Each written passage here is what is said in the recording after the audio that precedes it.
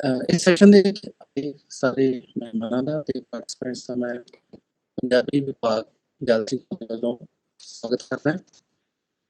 ਸਾਡੀ ਖੁਸ਼ਕਿਸਮਤੀ ਹੈ ਕਿ ਇਸ ਪ੍ਰੋਗਰਾਮ ਦੇ ਵਿੱਚ ਜਸ਼ਨ ਬੁਲੰਦਵੀ ਜੀ ਜਿਹੜੇ ਹੈ ਉਹ ਮਹਿਮਾਨ ਵਜੋਂ ਸਾਡੇ ਨਾਲ ਜੁੜੇ ਹੋਏ ਹੈ।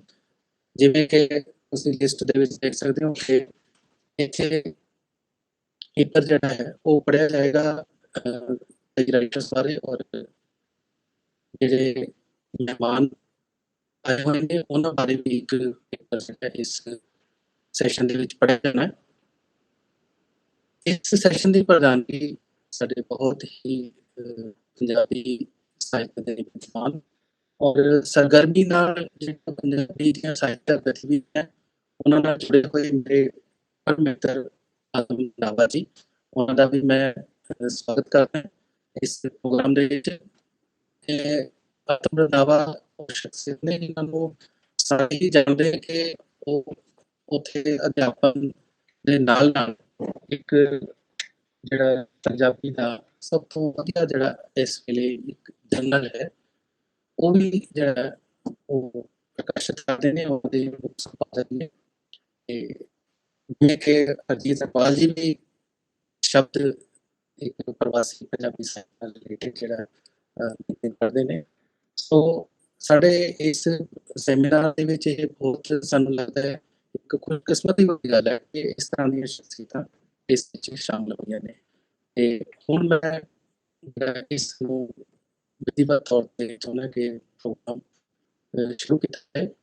ਆਤਮ ਰੰਧਾਵਾ ਜੀ ਤੁਹਾਡੇ ਸਾਹਮਣੇ ਜਿਹੜੀ ਨਾ ਅਸੀਂ ਅਨਾਊਂਸ ਕਰ ਦਾਂਗੇ ਇੱਕ ਜਿਹੜਾ ਵਿਅਕਤੀ ਹੈ ਉਹ ਆਪਣਾ ਪੇਪਰ ਪ੍ਰੈਜ਼ੈਂਟ ਕਰਦਾ ਰਹੇਗਾ ਤੇ ਉਸ ਤੋਂ ਬਾਅਦ ਤੁਸੀਂ ਆਪਣੀ ਜਿਹੜੀ ਹੈ ਪ੍ਰਧਾਨਗੀ ਦਾ ਸ਼ਬਦ ਪਾਉਂਗੇ ਤੇ ਅਸੀਂ ਇਸ ਸੈਸ਼ਨ ਦੇ ਅੰਤ ਵਿੱਚ ਆਪਣੇ ਮਹਿਮਾਨ ਲੇਖਕ ਜਿਹੜੇ ਹੈਗੇ ਉਹਨਾਂ ਤੋਂ ਇਹਨਾਂ ਪੇਪਰਾਂ ਬਾਰੇ ਔਰ ਉਹਨਾਂ ਦੇ ਜਿਹੜੇ ਇੰਪ੍ਰੈਸ਼ਨਸ ਹੈ ਉਹ ਵੀ ਜਿਹੜੇ ਨਾ ਸੰਖੇਪ ਵਿੱਚ ਜਾਣਨ ਦਾ ਇੱਕ ਲਾਹਾ ਲਵਾਂਗੇ। ਸੋ ਮੈਂ ਤੁਹਾਡਾ ਸਾਰਿਆਂ ਨੂੰ ਇੱਕ ਵਾਰ ਤੇ ਸਵਾਗਤ ਕਰਦਾ ਤੇ ਬਾਕੀ ਕਾਰਵਾਈ ਜਿਹੜੀ ਹੈ ਪਾਸੇ ਅੱਜ ਇਸ ਸੈਸ਼ਨ ਦੇ ਵਿੱਚ ਪਹਿਲਾ ਪੇਪਰ ਹੈ ਉਹ ਮਾਤਾ ਸੁੰਦਰੀ ਕਾਲਜ ਤੋਂ ਡਾਕਟਰ ਗੁਰਜੀਤ ਕੌਰ ਜੀ ਪੇਸ਼ ਕਰਨਗੇ ਤੁਹਾਡੇ ਸਾਹਮਣੇ। ਔਰ ਉਹਨਾਂ ਦਾ ਪੇਪਰ ਦਾ ਨਾਮ ਹੈ ਸੁਰਿੰਦਰ ਗੀਤ ਦੇ ਕਾਵਿ ਸੰਗ੍ਰਹਿ ਗੁਸਤਾਖ ਹਵਾ ਆਲੋਚਨਾਤਮਕ ਅਧਿਐਨ। बहुत ही मानयोग प्रधानगी मंडल ते साथियों, मेरा अज दा इस सैमीनार दे विच जिहड़ा पेपर पढ़ना है मैं पर्चा है ਉਹਦਾ नाम सुरिंदर गीत दा काव्य संग्रह गुस्ताख हवा उसका आलोचनात्मक अध्ययन। लखवंत मेरी आवाज आ रही क्लियर? ओके। सुरिंदर गीत कनेडा विच वसदी एक अजिही अनुभवशाली प्रवासी पंजाबी शायरा है जिसने काव्य रूपाकार राही जीवन ਦੇ ਹਰ ਵਿਹਾਰਕ ਪਹਿਲੂ ਬਾਰੇ ਆਪਣੇ ਭਾਵ ਪ੍ਰਗਟ ਕੀਤੇ ਹਨ ਤੇ ਕੈਨੇਡਾ ਦੇ ਸਾਹਿਤਿਕ ਹਲਕਿਆਂ ਵਿੱਚ ਉਹਨਾਂ ਦੀ ਇੱਕ ਵੱਖਰੀ ਪਛਾਣ ਸਥਾਪਿਤ ਹੋ ਚੁੱਕੀ ਹੈ। ਨਿਰੰਤਰ ਕਲਮਕਾਰੀ ਕਰਦਿਆਂ ਉਹਨਾਂ ਨੇ ਸਮਾਜਿਕ ਜੀਵਨ ਦੇ ਹਰ ਪਹਿਲੂ ਨੂੰ ਸੰਵੇਦਨਸ਼ੀਲਤਾ ਨਾਲ ਉਕੇਰਿਆ ਹੈ ਔਰ ਹੁਣ ਤੱਕ ਉਹਨਾਂ ਦੇ 9 ਕਾਵਿ ਸੰਗ੍ਰਹਿ ਪ੍ਰਕਾਸ਼ਿਤ ਹੋ ਚੁੱਕੇ ਹਨ ਔਰ ਬੁਨਿਆਦੀ ਤੌਰ ਤੇ ਇਹ ਕਾਵਿ ਸੰਵੇਦਨਸ਼ੀਲਤਾ ਦੀ ਧਾਰਨੀ ਸੁਰਿੰਦਰ ਗੀਤ ਨੇ ਕਵਿਤਾ ਦੇ ਖੇਤਰ ਵਿੱਚ ਵਧੇਰੇ ਮਕਬੂਲੀਅਤ ਹਾਸਿਲ ਕੀਤੀ ਹੈ। ਮੈਂ ਸਮੇਂ ਨੂੰ ਧਿਆਨ ਦੇ ਵਿੱਚ ਰੱਖਦੇ ਹੋਏ ਆਪਣਾ ਪਰਚਾ ਪੇਸ਼ ਕਰ ਰਹੀ ਹਾਂ ਤੇ ਵਿੱਚ ਵੀ ਜਿੱਥੇ ਲੱਗੇਗਾ ਮੈਂ ਥੋੜਾ ਜਿਹਾ ਸ਼ਾਰਟ ਕਰ ਦੂੰਗੀ ਪੁਆਇੰਟਸ ਆਪਣੇ ਦੱਸ ਕੇ। ਸੁਰਿੰਦਰ ਗੀਤ ਦੀ ਕਵਿਤਾ ਦਾ ਸੁਰ ਸਿੱਧਾ, ਸਰਲ ਔਰ ਸਪਸ਼ਟ ਹੈ। ਉਹ ਆਪਣੇ ਭਾਵਾਂ ਔਰ ਵਿਚਾਰਾਂ ਵਿੱਚ ਵਲਗਣ ਨਹੀਂ ਪਾਉਂਦੀ। ਸਿੱਧੀ ਸਪਸ਼ਟ ਮਾਨਵਵਾਦੀ ਕਵਿਤਾ ਸਰੋਕਾਰ ਵਾਲੀ ਜਨਵਾਦੀ ਵਿਚਾਰ ਦ੍ਰਿਸ਼ਟੀ ਨਾਲ ਆਪਣੀ ਗੱਲ ਨੂੰ ਰੱਖਦੀ ਹੈ। ਹਰ ਸਮਾਜਕ, ਰਾਜਨੀਤਿਕ ਜਾਂ ਸੱਭਿਆਚਾਰਕ ਵਰਤਾਰੇ ਨੂੰ ਉਹ ਮਾਨਵਵਾਦੀ ਦ੍ਰਿਸ਼ਟੀਕੋਣ ਨਾਲ ਗ੍ਰਹਿਣ ਕਰਦੀ ਹੈ ਅਤੇ ਆਪਣੇ ਕਾਵਿ ਜਗਤ ਵਿੱਚ ਪ੍ਰਸਤੁਤ ਕਰਦੀ ਹੈ। ਉਹ ਆਪਣੀ ਕਾਵਿ ਸਿਰਜਣਾ ਬਾਰੇ ਬਹੁਤ ਚੇਤਨ ਹੈ ਤੇ ਆਪਣੀ ਕਵਿਤਾ ਦੇ ਪ੍ਰਯੋਜਨ ਨੂੰ ਲੈ ਕੇ ਬਹੁਤ ਸੰਜੀਦਾ ਵੀ ਹੈ। ਇਸ ਕਾਵਿ ਸੰਗ੍ਰਹਿ ਵਿਚਲੀਆਂ ਕਈ ਕਵਿਤਾਵਾਂ ਉਹਨਾਂ ਦੇ ਕਾਵਿ ਸਰੋਕਾਰ ਦੇ ਵਿਭਿੰਨ ਆਯਾਮਾਂ ਅਤੇ ਉਹਨਾਂ ਦੀ ਪ੍ਰਾਸੰਗਿਕਤਾ ਬਾਰੇ ਜਾਗਰੂਕ ਹੋਣ ਦੀ ਗਵਾਹੀ ਵੀ ਦਿੰਦੀਆਂ ਹਨ। ਜਿਵੇਂ ਉਹਨਾਂ ਦੀ ਕਵਿਤਾ ਹੈ ਕਿਉਂ ਲਿਖਦੀ ਹਾਂ, ਜਿਸ ਵਿੱਚ ਉਹ ਕਹਿੰਦੀ ਹੈ, ਮੇਰੇ ਵਿਚਾਰ ਮੈਨੂੰ ਪੁੱਛਦੇ ਰਹਿੰਦੇ ਹਨ ਕਿ ਮੈਂ ਕਵਿਤਾ ਕਿਉਂ ਲਿਖਦੀ ਹਾਂ। ਕਵਿਤਾ ਲਿਖਣ ਦੇ ਉਦੇਸ਼ ਬਾਰੇ ਉਹ ਦੱਸਣਾ ਚਾਹੁੰਦੀ ਹੈ ਕਿ ਕਵਿਤਾ ਉਸ ਲਈ ਸਿਰਫ ਸ਼ਬਦਾਂ ਦੀ ਖੇਡ ਨਹੀਂ, ਸਗੋਂ ਮਨੁੱਖਤਾ ਦੀ ਭਲਾਈ ਲਈ ਇੱਕ ਅਜਿਹਾ ਯਤਨ ਹੈ ਜੋ ਸ਼ਬਦਾਂ ਰੂਪੀ ਬੀਜ ਵਾਂਗ ਸਮਾਜ ਵਿੱਚ ਪੁੰਗਰ ਕੇ ਛਾਂ ਪ੍ਰਦਾਨ ਕਰੇਗਾ। ਹਰ ਸਜਰੀ ਕਵਿਤਾ ਵਿੱਚ ਉਹ ਇੱਕ ਅਜਿਹੀ ਸੰਭਾਵਨਾ ਤਲਾਸ਼ਦੀ ਹੈ ਜੋ ਕਿਸੇ ਮਨੋਰਥ ਨਾਲ ਜੁੜੀ ਹੋਵੇ, ਜੋ ਸ਼ਬਦਾਂ ਅਤੇ ਵਿਚਾਰਾਂ ਨਾਲ ਮਨੁੱਖਤਾ ਨੂੰ ਸੰਕਟ ਸਥਿਤੀ ਵਿੱਚ ਰਾਹਤ ਭਰੀ ਛਾਂ ਦੇ ਸਕੇ, ਜਿਨ੍ਹਾਂ ਨੂੰ ਸੁਰਿੰਦਰ ਗੀਤ ਤਲਾਸ਼ਦੀ ਤੇ ਪਛਾਣਦੀ ਹੈ ਔਰ ਉਹਨਾਂ ਨਾਲ ਇੱਕ ਸੰਵਾਦ ਕਰਦੀ ਹੋਈ ਪ੍ਰਤੀਤ ਹੁੰਦੀ ਹੈ। ਜਿਵੇਂ ਭੀੜ ਭੜੱਕਾ, ਰੌਲਾ ਰੱਪਾ, ਪੈਸੇ ਦਾਏ, ਵਿੰਗਾ ਟੇਡਾ, ਅੱਡੀ ਛੜੱਪਾ। ਸੁਰਿੰਦਰ ਗੀਤ ਦਾ ਮੰਨਣਾ ਹੈ ਕਿ ਕਵਿਤਾ ਦਾ ਅਤੇ ਕਾਵ ਸਿਰਜਣਾ ਦਾ ਇੱਕ ਮਨੋਰਥ ਹੁੰਦਾ ਹੈ ਜਿਸ ਨੂੰ ਨਿਭਾਉਣਾ ਬਹੁਤ ਜ਼ਰੂਰੀ ਹੈ। ਇਸ ਦੀ ਰਾਹ ਵਿੱਚ ਬਹੁਤ ਸਾਰੀਆਂ ਧਿਰਾਂ ਰੁਕਾਵਟਾਂ ਪੈਦਾ ਕਰਨ ਦਾ ਯਤਨ ਕਰਦੀਆਂ ਹਨ। ਇਸ ਨੂੰ ਵਰਤਮਾਨ ਸਮੇਂ ਦੀ ਚਕਾਚੌਂਧ ਭਰੀ ਵਿਵਸਥਾ ਵੀ ਬੇਅਸਰ ਕਰਨਾ ਚਾਹੁੰਦੀ ਹੈ। ਕਵਿਤਾ ਦੇ ਫਰਜ਼ ਨੂੰ ਦੂਸ਼ਿਤ ਕਰਨਾ ਚਾਹੁੰਦੀ ਹੈ, ਭਟਕਾਉਣਾ ਚਾਹੁੰਦੀ ਹੈ। ਇਸ ਲਈ ਉਹ ਕਹਿੰਦੀ ਹੈ ਕਿ ਕਵਿਤਾ ਦੇ ਸਿਰੋਂ ਫਰਜ਼ ਦੀ ਲੋਈ ਕੋਈ ਲਾ ਨਹੀਂ ਸਕਦਾ। ਜਿਵੇਂ ਉਹ ਆਖਦੀ ਹੈ, ਕਵਿਤਾ ਲਿਖਣ ਲਈ ਕੇਵਲ ਮੱਥੇ ਹੇਠਾਂ ਚਮਕਦੀਆਂ ਅੱਖਾਂ ਦੀ ਲੋੜ ਨਹੀਂ ਹੁੰਦੀ, ਮਨ ਤੇ ਉਗੀਆਂ ਅੱਖਾਂ ਦੀ ਵੀ ਲੋੜ ਹੁੰਦੀ ਹੈ ਤੇ ਇਹ ਅੱਖਾਂ ਉਹਨਾਂ ਦੀਆਂ ਹੀ ਖੁੱਲਦੀਆਂ ਹਨ ਜਿਨ੍ਹਾਂ ਦੀ ਜ਼ਮੀਰ ਜਾਗਦੀ ਹੁੰਦੀ ਹੈ। ਕਵਿਤਾ ਨਾਲ ਸੰਵਾਦ ਰਚਾਉਂਦੀ ਉਹ ਰਾਹ ਨਾ ਭਟਕਣ ਤੋਂ ਚੇਤਨ ਰਹਿੰਦੀ ਹੈ। ਕਵਿਤਾ ਉਸ ਨੂੰ ਆਪ ਹੀ ਟੋਕਦੀ ਹੈ। ਕਵਿਤਾ ਨਾਲ ਸੰਵਾਦ ਕਰਦੀ ਹੋਈ ਉਹ ਫਿਰ ਇਸ ਦੇ ਮਾਨਵਤਾਵਾਦੀ ਸਰੋਕਾਰਾਂ ਦੇ ਹੱਕ ਵਿੱਚ ਦਲੀਲਾਂ ਦਿੰਦੀ ਹੈ। ਬਾਬਾ ਨਾਨਕ ਵੱਲੋਂ ਕਾਵ ਰੂਪ ਵਿੱਚ ਹੀ ਲੋਕਾਂ ਨੂੰ ਬਾਬਰ ਦੇ ਹਮਲੇ ਤੋਂ ਬਾਅਦ ਦੀ ਸਥਿਤੀ ਤੋਂ ਚੇਤਾਇਆ ਗਿਆ ਸੀ। ਬਾਬਾ ਨਾਨਕ ਨੇ ਵੀ ਇਨਕਲਾਬੀ ਸੁਰ ਵਿੱਚ ਬਾਬਰ ਦੇ ਅਤਿਆਚਾਰਾਂ ਦਾ ਵਿਰੋਧ ਕੀਤਾ ਸੀ। ਸੁਰਿੰਦਰ ਗੀਤ ਅਜਿਹੇ ਉਦਾਹਰਣ ਦੇ ਕੇ ਕਵਿਤਾ ਦੇ ਇਨਕਲਾਬੀ ਅਤੇ ਮਨੋਰਥਵਾਦੀ ਰੋਲ ਨੂੰ ਉਜਾਗਰ ਕਰਦੀ ਹੋਈ ਕਹਿੰਦੀ ਹੈ, ਮੇਰੀ ਕਵਿਤਾ ਆਖਿਆ ਮੈਨੂੰ, ਕਿੱਧਰ ਨੂੰ ਮੂੰਹ ਚੁੱਕੀ ਫਿਰਦੀ, ਕਿਉਂ ਤੈਨੂੰ ਉਹ ਸਤਰ ਨਾ ਦਿਸਦੀ, ਨਾਲ ਨਾਲ ਜੋ ਤੇਰੇ ਤੁਰਦੀ। ਕਵਿਤਾ ਦੇ ਅਜਿਹੇ ਮਨੋਰਥ ਦੇ ਨਾਲ ਹੀ ਉਸਦੇ ਪ੍ਰਭਾਵਸ਼ਾਲੀ ਹੋਣ ਦਾ ਡੂੰਘਾ ਸਬੂਤ ਵੀ ਦਿੰਦੀ ਹੈ ਕਿ ਕਿਸ ਤਰ੍ਹਾਂ ਸਾਡੇ ਇਤਿਹਾਸ ਵਿੱਚ ਜ਼ਬਰ, ਜ਼ੁਲਮ ਤੇ ਮਾਹੌਲ ਵਿੱਚ ਹੀ ਕਵਿਤਾ ਰਾਹੀਂ ਸਭ ਤੋਂ ਜ਼ਿਆਦਾ ਅਸਰਦਾਰ ਸੱਟ ਮਾਰੀ ਗਈ ਸੀ। ਸੱਤਾ ਜਾਂ ਵਿਵਸਥਾ ਜਦੋਂ ਆਪ ਹੁਦਰੀ ਹੋ ਕੇ ਤਾਨਾਸ਼ਾਹੀ ਰਵੱਈਆ ਅਖਤਿਆਰ ਕਰਦੀ ਹੈ ਤਾਂ ਉਸ ਦਾ ਪ੍ਰਤੀ ਉੱਤਰ ਵੀ ਕਵਿਤਾ ਰਾਹੀਂ ਦਿੱਤਾ ਜਾ ਸਕਦਾ ਹੈ। ਕਵਿਤਾ ਦੀ ਤਾਸੀਰ ਵਿੱਚ ਉਹ ਆਖਦੀ ਹੈ, ਉਹ ਸੋਚਦੇ ਹਨ ਕਿ ਉਹਨਾਂ ਦੇ ਔਰੰਗਜ਼ੇਬੀ ਫਰਮਾਨ ਸਾਡੇ ਚਿਹਰਿਆਂ ਨੂੰ ਆਪਣੀਆਂ ਤਿੱਖੀਆਂ ਨਹੁੰਦਰਾਂ ਨਾਲ ਨੋਚ ਲਹੂ ਲੁਹਾਨ ਕਰ ਬੇਪਛਾਣ ਕਰ ਦੇਣਗੇ। ਇਸ ਦੀ ਪ੍ਰਤੀਕਿਰਿਆ ਵਜੋਂ ਉਹ ਫਿਰ ਇਤਿਹਾਸ ਵਿੱਚੋਂ ਹਵਾਲਾ ਦੇ ਕੇ ਆਪਣੀ ਗੱਲ ਕਰਦੀ ਹੋਈ ਕਹਿੰਦੀ ਹੈ ਕਿ ਗੁਰੂ ਗੋਬਿੰਦ ਸਿੰਘ ਜੀ ਨੇ ਵੀ ਜ਼ਾਲਮ ਹਕੂਮਤ ਦੀਆਂ ਕਰਤੂਤਾਂ ਨੂੰ ਜ਼ਫਰਨਾਮਾ ਕਾਵ ਰਚਨਾ ਰਾਹੀਂ ਔਰੰਗਜ਼ੇਬ ਸਾਹਮਣੇ ਰੱਖਿਆ ਸੀ। ਹੁਕਮਰਾਨ ਨੂੰ ਕਵਿਤਾ ਰਾਹੀਂ ਉਸ ਦੀਆਂ ਕਰਤੂਤਾਂ ਸਾਹਮਣੇ ਖੜਾ ਕਰ ਦਿੱਤਾ ਸੀ। ਪਰ ਉਹ ਨਹੀਂ ਜਾਣਦੇ ਕਿ ਸਾਡੀ ਕਵਿਤਾ ਵਿੱਚ ਉਸ ਜ਼ਫਰਨਾਮੇ ਦੀ ਤਾਸੀਰ ਹੈ ਜਿਸ ਨੂੰ ਪੜ੍ਹ ਕੇ ਔਰੰਗਜ਼ੇਬ ਦੇ ਦਿਲਾਂ ਦੀ ਧੜਕਣ ਰੁਕ ਜਾਂਦੀ ਹੈ। ਕਵਿਤਾ ਦੇ ਅਜਿਹੇ ਪ੍ਰਭਾਵਸ਼ਾਲੀ ਰੋਲ ਦੀ ਅਹਿਮੀਅਤ ਨੂੰ ਉਜਾਗਰ ਕਰਦੀ ਹੋਈ ਸੁਰਿੰਦਰ ਗੀਤ ਵਿਵਸਥਾ ਦੇ ਦਮਨਕਾਰੀ ਫੈਸਲਿਆਂ ਦਾ ਮੁਕਾਬਲਾ ਕਰਨ ਲਈ ਕਵਿਤਾ ਵਿਚਲੀ ਸਮਰੱਥਾ ਨੂੰ ਪਛਾਣਦੀ ਹੈ। ਉਹ ਕਿਸੇ ਵੀ ਤਰ੍ਹਾਂ ਦੀ ਧਮਕੀ ਜਾਂ ਡਰਾਵੇ ਦਾ ਮੁਕਾਬਲਾ ਕਰਨ ਦੀ ਬਜਾਏ ਉਸ ਉੱਪਰ ਭਰੋਸਾ ਪ੍ਰਗਟ ਕਰਦੀ ਹੈ। ਗੁਸਤਾਖ ਹਵਾ, ਜੋ ਉਹਨਾਂ ਦੀ ਕਿਤਾਬ ਦਾ ਨਾਮ ਹੈ, ਗੁਸਤਾਖ ਹਵਾ ਕਵਿਤਾ ਨੂੰ ਆਖਣ ਲੱਗੀ, ਐ ਕਵਿਤਾ ਸੰਭਲ ਜਾ, ਮੈਂ ਤੇਰੀ ਜੀਭ ਕੱਟ ਦਿਆਂਗੀ। ਸੁਰਿੰਦਰ ਗੀਤ ਕਵਿਤਾ ਦੀ ਸਿਰਜਣਾ ਅਤੇ ਉਸ ਨਾਲ ਸੰਵਾਦ ਦੇ ਰਾਹੀਂ ਆਪਣੇ ਕਾਵ ਸਿਰਜਣ ਮਨੋਰਥ ਨੂੰ ਸਪਸ਼ਟ ਕਰਦੀ ਹੈ, ਜਿਸ ਦਾ ਸਬੂਤ ਉਸ ਦੀਆਂ ਸਮਾਜਿਕ ਸਰੋਕਾਰ ਵਾਲੀਆਂ ਕਵਿਤਾਵਾਂ ਵਿੱਚ ਸਹਿਜੇ ਹੀ ਮਿਲ ਜਾਂਦਾ ਹੈ। ਇਸ ਕਾਵ ਸੰਗ੍ਰਹਿ ਵਿੱਚ ਵੀ ਉਹਨਾਂ ਦੀਆਂ ਕਵਿਤਾਵਾਂ ਸਮਾਜਿਕ ਰਾਜਨੀਤਿਕ ਵਿਵਸਥਾ ਵਿਚਲੀਆਂ ਉਣਤਾਈਆਂ ਉੱਪਰ ਫੋਕਸ ਕਰਦੀਆਂ ਹਨ। ਇਹਨਾਂ ਦਾ ਸਮਾਧਾਨ ਉਹ ਸਮਾਜਵਾਦੀ ਵਿਚਾਰਧਾਰਾ ਅਤੇ ਕ੍ਰਾਂਤੀਕਾਰੀ ਸੋਚ ਰਾਹੀਂ ਭਾਲਦੀ ਹੋਈ ਇਹਨਾਂ ਕਵਿਤਾਵਾਂ ਦਾ ਸੁਰ ਵੀ ਬਹੁਤ ਸਿੱਧਾ ਔਰ ਸਪਸ਼ਟ ਹੈ। ਨੁਕਤੇ ਦੀ ਗੱਲ ਨੂੰ ਉਹ ਸਰਲ ਭਾਸ਼ਾ ਵਿੱਚ ਲਿਖਦੀ ਹੈ ਅਤੇ ਨਾਲ ਹੀ ਉਸਦੇ ਸਮਾਧਾਨ ਵੱਲ ਵੀ ਇਸ਼ਾਰਾ ਕਰਦੀ ਹੈ। ਜਿਵੇਂ ਉਹ ਆਖਦੀ ਹੈ, ਮੈਂ ਪਿੱਛੇ ਮੁੜ ਕੇ ਤੱਕਿਆ, ਇਹ ਤਾਂ ਉਹੀ ਸ਼ਖਸ ਸੀ ਜੋ ਸਵੇਰ ਸ਼ਾਮ ਲੋਕਾਂ ਨੂੰ ਬਾਬੇ ਨਾਨਕ ਦੀ ਬਾਣੀ ਪੜ੍ਹਨ ਦਾ ਉਪਦੇਸ਼ ਦਿੰਦਾ ਸੀ। ਸਮਾਜਿਕ ਵਿਵਸਥਾ ਉੱਪਰ ਧਾਰਮਿਕ ਸੰਸਥਾਵਾਂ ਜਿਸ ਤਰ੍ਹਾਂ ਕਾਬਜ਼ ਹੁੰਦੀਆਂ ਜਾ ਰਹੀਆਂ ਹਨ ਅਤੇ ਵਿਰੋਧ ਜਾਂ ਹੱਕ ਦੀ ਆਵਾਜ਼ ਉਠਾਉਣ ਬਦਲੇ ਨਤੀਜਾ ਭੁਗਤਣ ਦੀ ਧਮਕੀ ਜਿਹੇ ਬੋਲ ਭਾਰੂ ਹੁੰਦੇ ਜਾ ਰਹੇ ਹਨ, ਉਸ ਦੇ ਜਵਾਬ ਵਿੱਚ ਕਵਿਤਰੀ ਆਪਣੇ ਵਿਰਸੇ ਔਰ ਆਪਣੀ ਪਰੰਪਰਾ ਦੇ ਹਵਾਲੇ ਦੇ ਕੇ ਇਸ਼ਾਰਾ ਕਰਦੀ ਹੈ ਕਿ ਪੰਜਾਬ ਉਹ ਧਰਤੀ ਹੈ ਜਿੱਥੇ ਗੁਰੂਆਂ ਨੇ ਨਿਰਭੈ ਹੋ ਕੇ ਹੱਕ ਸੱਚ ਦੀ ਆਵਾਜ਼ ਬੁਲੰਦ ਕੀਤੀ ਸੀ, ਤੇ ਹੁਣ ਧਰਮ ਦੇ ਆਗੂ ਇਸ ਤਰ੍ਹਾਂ ਕਰਨ ਬਦਲੇ ਸਮਾਜ ਤੋਂ ਛੇਕ ਦੇਣ ਦੀਆਂ ਗੱਲਾਂ ਕਰਦੇ ਹਨ। ਸਮਾਜ ਅਤੇ ਧਰਮ ਦੇ ਆਗੂ ਦੋਗਲੇ ਚਰਿੱਤਰ ਵਾਲੇ ਹੋ ਗਏ ਹਨ। ਜੋ ਉਹ ਉਪਦੇਸ਼ ਦਿੰਦੇ ਹਨ, ਕਰਨ ਉਸ ਤੋਂ ਉਲਟ ਕਰਦੇ ਹਨ। ਇਸੇ ਤਰ੍ਹਾਂ ਹੀ ਵਰਤਮਾਨ ਸਿਆਸੀ ਹਾਲਾਤ ਉੱਪਰ ਕਟਾਕਸ਼ ਕਰਦੀ ਹੋਈ ਉਹਨਾਂ ਦੀ ਕਵਿਤਾ ਹੈ। ਸ਼ਹਿਰ ਦੇ ਚੌਕ 'ਚ ਖੜੇ ਤੇ ਪੱਥਰ ਦੇ ਬਣੇ ਤੇਰੇ ਬੁੱਤ ਤੋਂ ਕਿਸੇ ਸਰਕਾਰੀ ਕਰਮਚਾਰੀ ਨੇ ਸਰਕਾਰੀ ਹੁਕਮ ਅਧੀਨ ਅਜੇ ਕੱਲ ਹੀ ਗਿੱਟ-ਗਿੱਟ ਜੰਮੀ ਹੋਈ ਮਿੱਟੀ ਝਾੜੀ ਹੈ। ਸਮਾਜਿਕ ਸਰੋਕਾਰਾਂ ਦੇ ਵਿਸ਼ਿਆਂ ਦੀ ਗੱਲ ਕਰਦੇ ਹਾਂ, ਸੁਰਿੰਦਰ ਗੀਤ ਆਪਣੀ ਸਮਾਜਿਕ ਮਾਰਕਸਵਾਦੀ ਵਿਚਾਰਧਾਰਾ ਨਾਲ ਵੀ ਵਰਗ ਵੰਡ ਅਤੇ ਨਾ ਬਰਾਬਰੀ ਵਾਲੀ ਵਿਵਸਥਾ ਵਿਰੁੱਧ ਆਵਾਜ਼ ਉਠਾਉਣ ਦਾ ਸੁਨੇਹਾ ਦਿੰਦੀ ਹੈ ਤੇ ਆਖਦੀ ਹੈ, ਪੈਰੀ ਪਾ ਕੇ ਝਾਂਜਰਾਂ ਇਹ ਪਾਉਣ ਮੈਨੂੰ, ਆਖਦੀ ਹੈ ਨੱਚਣਾ ਮੈਂ ਗੀਤ ਕੋਈ ਗਾ, ਆਖਦੀ ਹਾਂ ਮੈਂ ਮੈਨੂੰ ਲੈ ਜਾ ਉਡਾ ਕੇ, ਜਿੱਥੇ ਉੱਥੇ ਆਵੇ ਕੁਝ ਸੌਖਾ ਸਾ।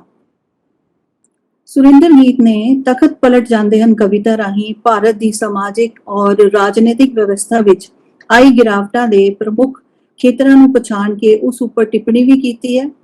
ਉਹ ਇਸ ਸਮਾਧਾਨ ਕ੍ਰਾਂਤੀ ਰਾਹੀਂ ਹੁੰਦਿਆਂ ਦੇਖਦੀ ਹੈ। ਇਹ ਇੱਕ ਲੰਮੀ ਕਵਿਤਾ ਹੈ ਤੇ ਇਸ ਵਿੱਚ ਸ਼ੋਸ਼ਣਕਾਰੀ ਧਿਰ ਦੇ ਵੱਖ-ਵੱਖ ਰੰਗਾਂ ਨੂੰ ਇਕਹਿਰੇ ਬੋਲ ਨਾਲ ਵੀ ਸੰਬੋਧਨ ਕੀਤਾ ਗਿਆ ਹੈ, ਜਿਸ ਵਿੱਚ ਸੱਤਾ ਲਈ ਗਰੀਬ ਦਾ ਦਮਨ ਕਰਨ ਵਾਲਾ ਸ਼ਾਮਿਲ ਹੈ। ਖੇਤਾਂ ਵਿੱਚ ਧਰਤੀ ਦੀ ਯੋਗਤਾ ਤੋਂ ਵੱਧ ਪੈਦਾਵਾਰ ਕਰਨ ਲਈ ਉਹ ਸ਼ੋਸ਼ਣ ਕਰਨ ਵਾਲੇ, ਗੱਦੀ ਲਈ ਫਿਰਕਾ ਪਰਸਤੀ ਨੂੰ ਹਵਾ ਦੇਣ ਵਾਲੇ ਸਭ ਸ਼ਾਮਲ ਹਨ। ਇਹ ਸ਼ੋਸ਼ਣਕਾਰੀ ਧਿਰ ਲੋਕਾਂ ਸਾਹਮਣੇ ਸ਼ਰਾਫਤ ਅਤੇ ਇਨਸਾਫ ਪਸੰਦਗੀ ਵਾਲਾ ਨਕਾਬ ਪਹਿਨ ਕੇ ਫਰੇਬ ਕਰਨ ਦੀ ਕੋਸ਼ਿਸ਼ ਕਰਦੀ ਹੈ ਤੇ ਫਿਰ ਉਹਨਾਂ ਦਾ ਹੀ ਦਮਨ ਕਰਦੀ ਹੈ। ਅਜਿਹੇ ਮੱਕਾਰੀ ਵਾਲੇ ਬੋਲ ਵਾਲਿਆਂ ਦੇ ਉੱਤੇ ਉਹ ਅਗਾਹ ਕਰਦੀ ਹੋਈ ਕਹਿੰਦੀ ਹੈ, ਤੁਸੀਂ ਬੋਲਦੇ ਹੋ, ਕੁਫਰ ਤੋਲਦੇ ਹੋ, ਅਸੀਂ ਸੁਣਦੇ ਹਾਂ, ਤੁਹਾਡੇ ਮੱਕਾਰੀ ਬੋਲਾਂ ਤੇ ਯਕੀਨ ਕਰ, ਆਪਣਾ ਭਵਿੱਖ ਤੁਹਾਡੀ ਝੋਲੀ ਵਿੱਚ ਉਲਟ ਦਿੰਨੇ ਹਾਂ। ਤੇ ਇਸ ਦਾ ਪ੍ਰਤੀ ਉੱਤਰ ਵੀ ਉਹ ਕ੍ਰਾਂਤੀਕਾਰੀ ਸੰਦੇਸ਼ ਨਾਲ ਹੀ ਦਿੰਦੀ ਹੈ। ਸਾਡੀ ਬੇਰੋਜ਼ਗਾਰੀ ਵਿਲਕਦੀ ਹੈ, ਢਿੱਡਾਂ ਦੀ ਭੁੱਖ ਤੜਪਦੀ ਹੈ, ਅਸੀਂ ਆਸੇ-ਪਾਸੇ ਝਾਕਦੇ ਹਾਂ, ਲੁੱਟੇ ਮਹਿਸੂਸ ਕਰਦੇ ਹਾਂ ਤੇ ਅੰਤ ਕ੍ਰਾਂਤੀ ਨੂੰ ਆਵਾਜ਼ ਮਾਰਦੇ ਹਾਂ। ਤੇ ਅੰਤ ਵਿੱਚ ਉਹਨਾਂ ਦਾ ਜਿਹੜਾ ਇੱਕ ਪੁਆਇੰਟ ਇੱਥੇ ਲਾਸਟ ਦੇ ਵਿੱਚ ਮੈਂ ਪੇਸ਼ ਕਰ ਰਹੀ ਹਾਂ। ਇਸ ਤਰ੍ਹਾਂ ਦੀ ਕ੍ਰਾਂਤੀ ਨੂੰ ਆਵਾਜ਼ ਦੇਣ ਵਾਲੀਆਂ ਕਵਿਤਾਵਾਂ ਸੁਰਿੰਦਰ ਗੀਤ ਦੀ ਮਾਰਕਸਵਾਦੀ ਵਿਚਾਰਧਾਰਾ ਪ੍ਰਤੀਬੱਧਤਾ ਵੱਲ ਇਸ਼ਾਰਾ ਕਰਦੀਆਂ ਹਨ। ਇਸੇ ਲਈ ਉਸਦੀਆਂ ਕਵਿਤਾਵਾਂ ਆਪਣੀ ਸਮਾਜਿਕ ਔਰ ਰਾਜਨੀਤਿਕ ਭੂਮਿਕਾ ਨੂੰ ਸदैव ਯਾਦ ਰੱਖ ਰਚਨਾ ਕਰਨ ਲਈ ਪ੍ਰੇਰਦੀਆਂ ਹਨ। ਇਸੇ ਲਈ ਉਸਨੇ ਆਪਣੀ ਪੁਸਤਕ ਨੂੰ ਮੇਰੇ ਸੁਪਨਿਆਂ ਦੀ ਧਰਤੀ ਦਾ ਨਾਂ ਸਮਰਪਿਤ ਕੀਤਾ ਹੈ।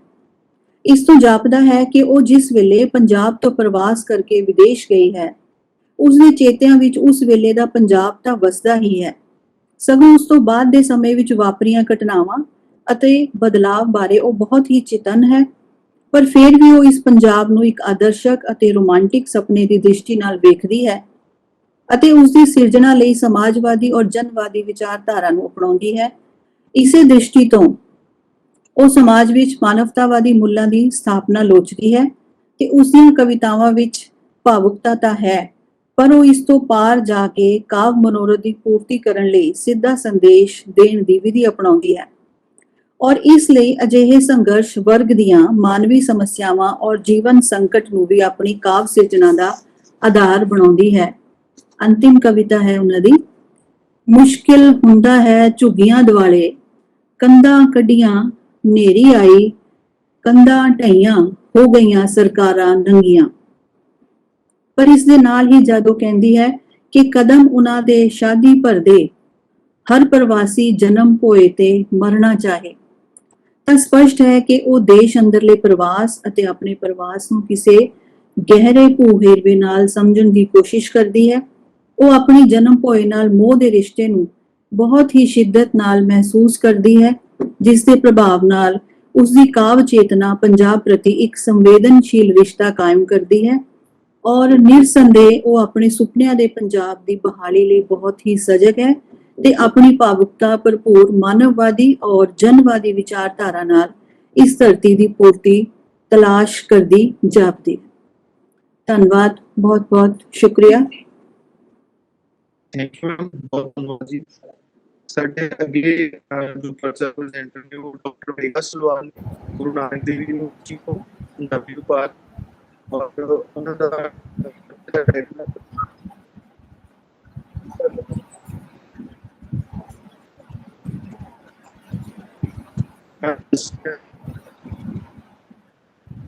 हाँ जी लखवन जी, तुसी मैंने सुन पा रहे हो?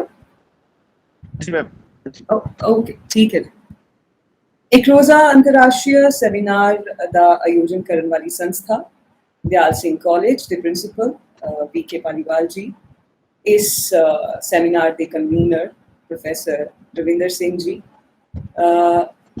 ਇਸ ਦੇ guest of honour professor Jagdeep Singh ji, resource person of the session doctor Atam Randhawa ਜੀ,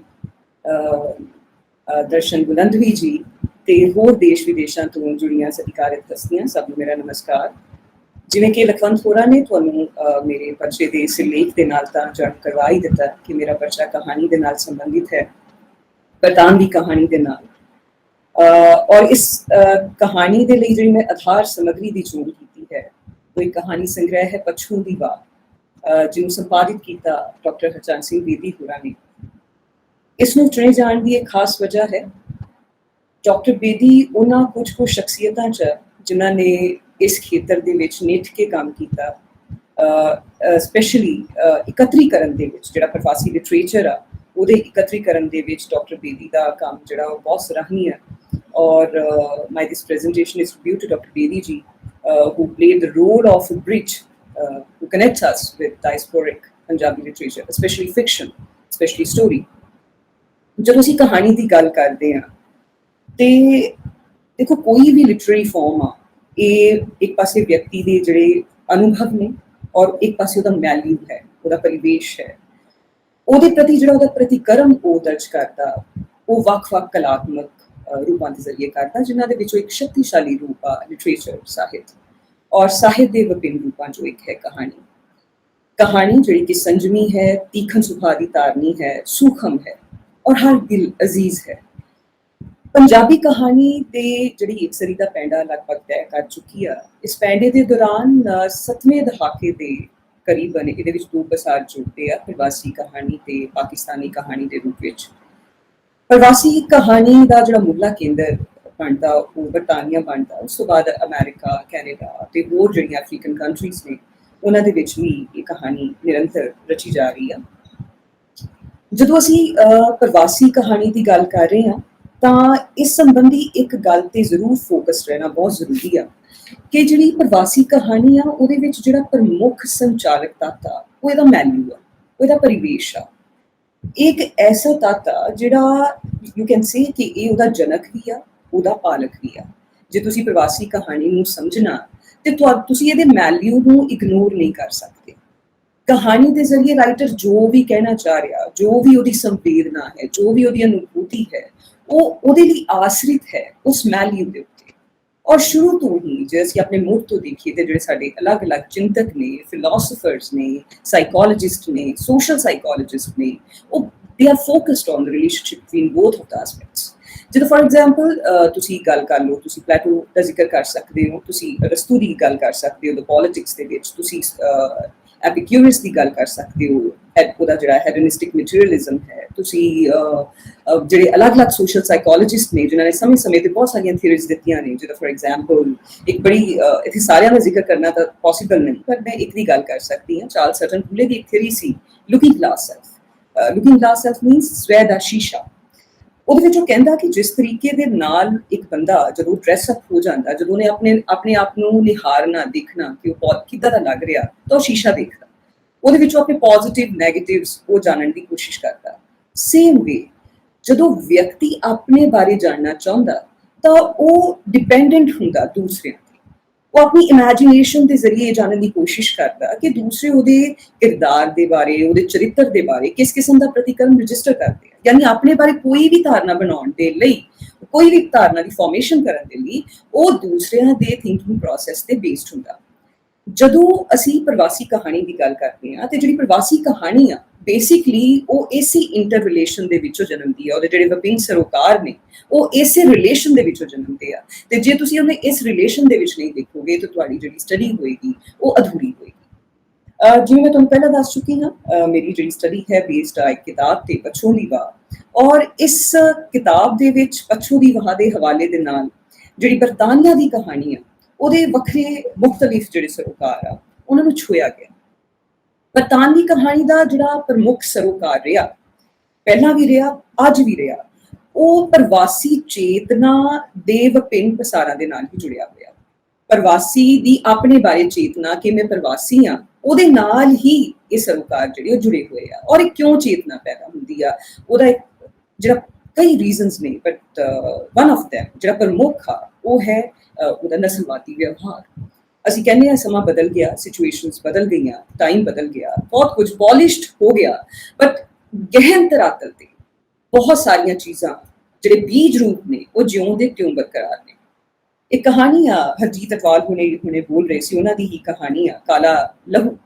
ਉਹਦੇ ਵਿੱਚ ਜਿਹੜਾ ਮੇਨ ਕਰੈਕਟਰ ਆ ਉਹ ਬਲੱਡ ਡੋਨੇਸ਼ਨ ਦੇ ਵਿੱਚ ਬੜਾ ਬਿਲੀਵ ਕਰਦਾ, ਇੱਥੋਂ ਮੂਵ ਕਰਦਾ, ਉਹ ਬਾਹਰਲੀ ਕੰਟਰੀ 'ਚ ਜਾਂਦਾ ਤੇ ਉਹਨੂੰ ਲੱਗਦਾ ਕਿ ਜਿਹੜਾ ਇੰਡੀਅਨ ਸਿਸਟਮ ਆ ਇੰਨਾ ਸਟਰੋਂਗ ਨਹੀਂ ਹੈ, ਬੜਾ ਪੂਅਰ ਆ, ਤੇ ਮੈਨੂੰ ਲੱਗਦਾ ਕਿ ਜਿਹੜੀ ਮੈਂ ਡੋਨੇਸ਼ਨ ਕਰਦਾ ਇਹ ਕਿਸੇ ਸਹੀ ਜਿਹਨੂੰ ਜਿਹੜਾ ਜ਼ਰੂਰਤ ਮੰਗਦਾ ਉਹਦੇ ਤੱਕ ਨਹੀਂ ਪਹੁੰਚ ਪਾਉਂਦਾ। ਸੋ ਜਦੋਂ ਬਾਹਰ ਜਾਂਦਾ ਤੇ ਉਹਨੂੰ ਇੱਕ ਕਿਸਮ ਦੀ ਇਹ ਸੈਟੀਸਫੈਕਸ਼ਨ ਆ ਕਿ ਇੱਥੇ ਜੋ ਡੋਨੇਟ ਕਰੇਗਾ ਉਹ ਸਹੀ ਬੰਦੇ ਤੱਕ ਉਹ ਚੀਜ਼ ਪਹੁੰਚੇ। ਸੋ ਉਹ ਬਹੁਤ ਇਸ ਗੱਲ ਤੇ ਪ੍ਰਾਈਡ ਵੀ ਫੀਲ ਕਰਦਾ ਕਿ ਬੜੀ ਇੱਕ ਸੋਸ਼ਲ ਰਿਸਪੌਂਸਿਬਿਲਿਟੀ ਉਹ ਆਪਣੀ ਅਦਾ ਕਰ ਰਿਹਾ।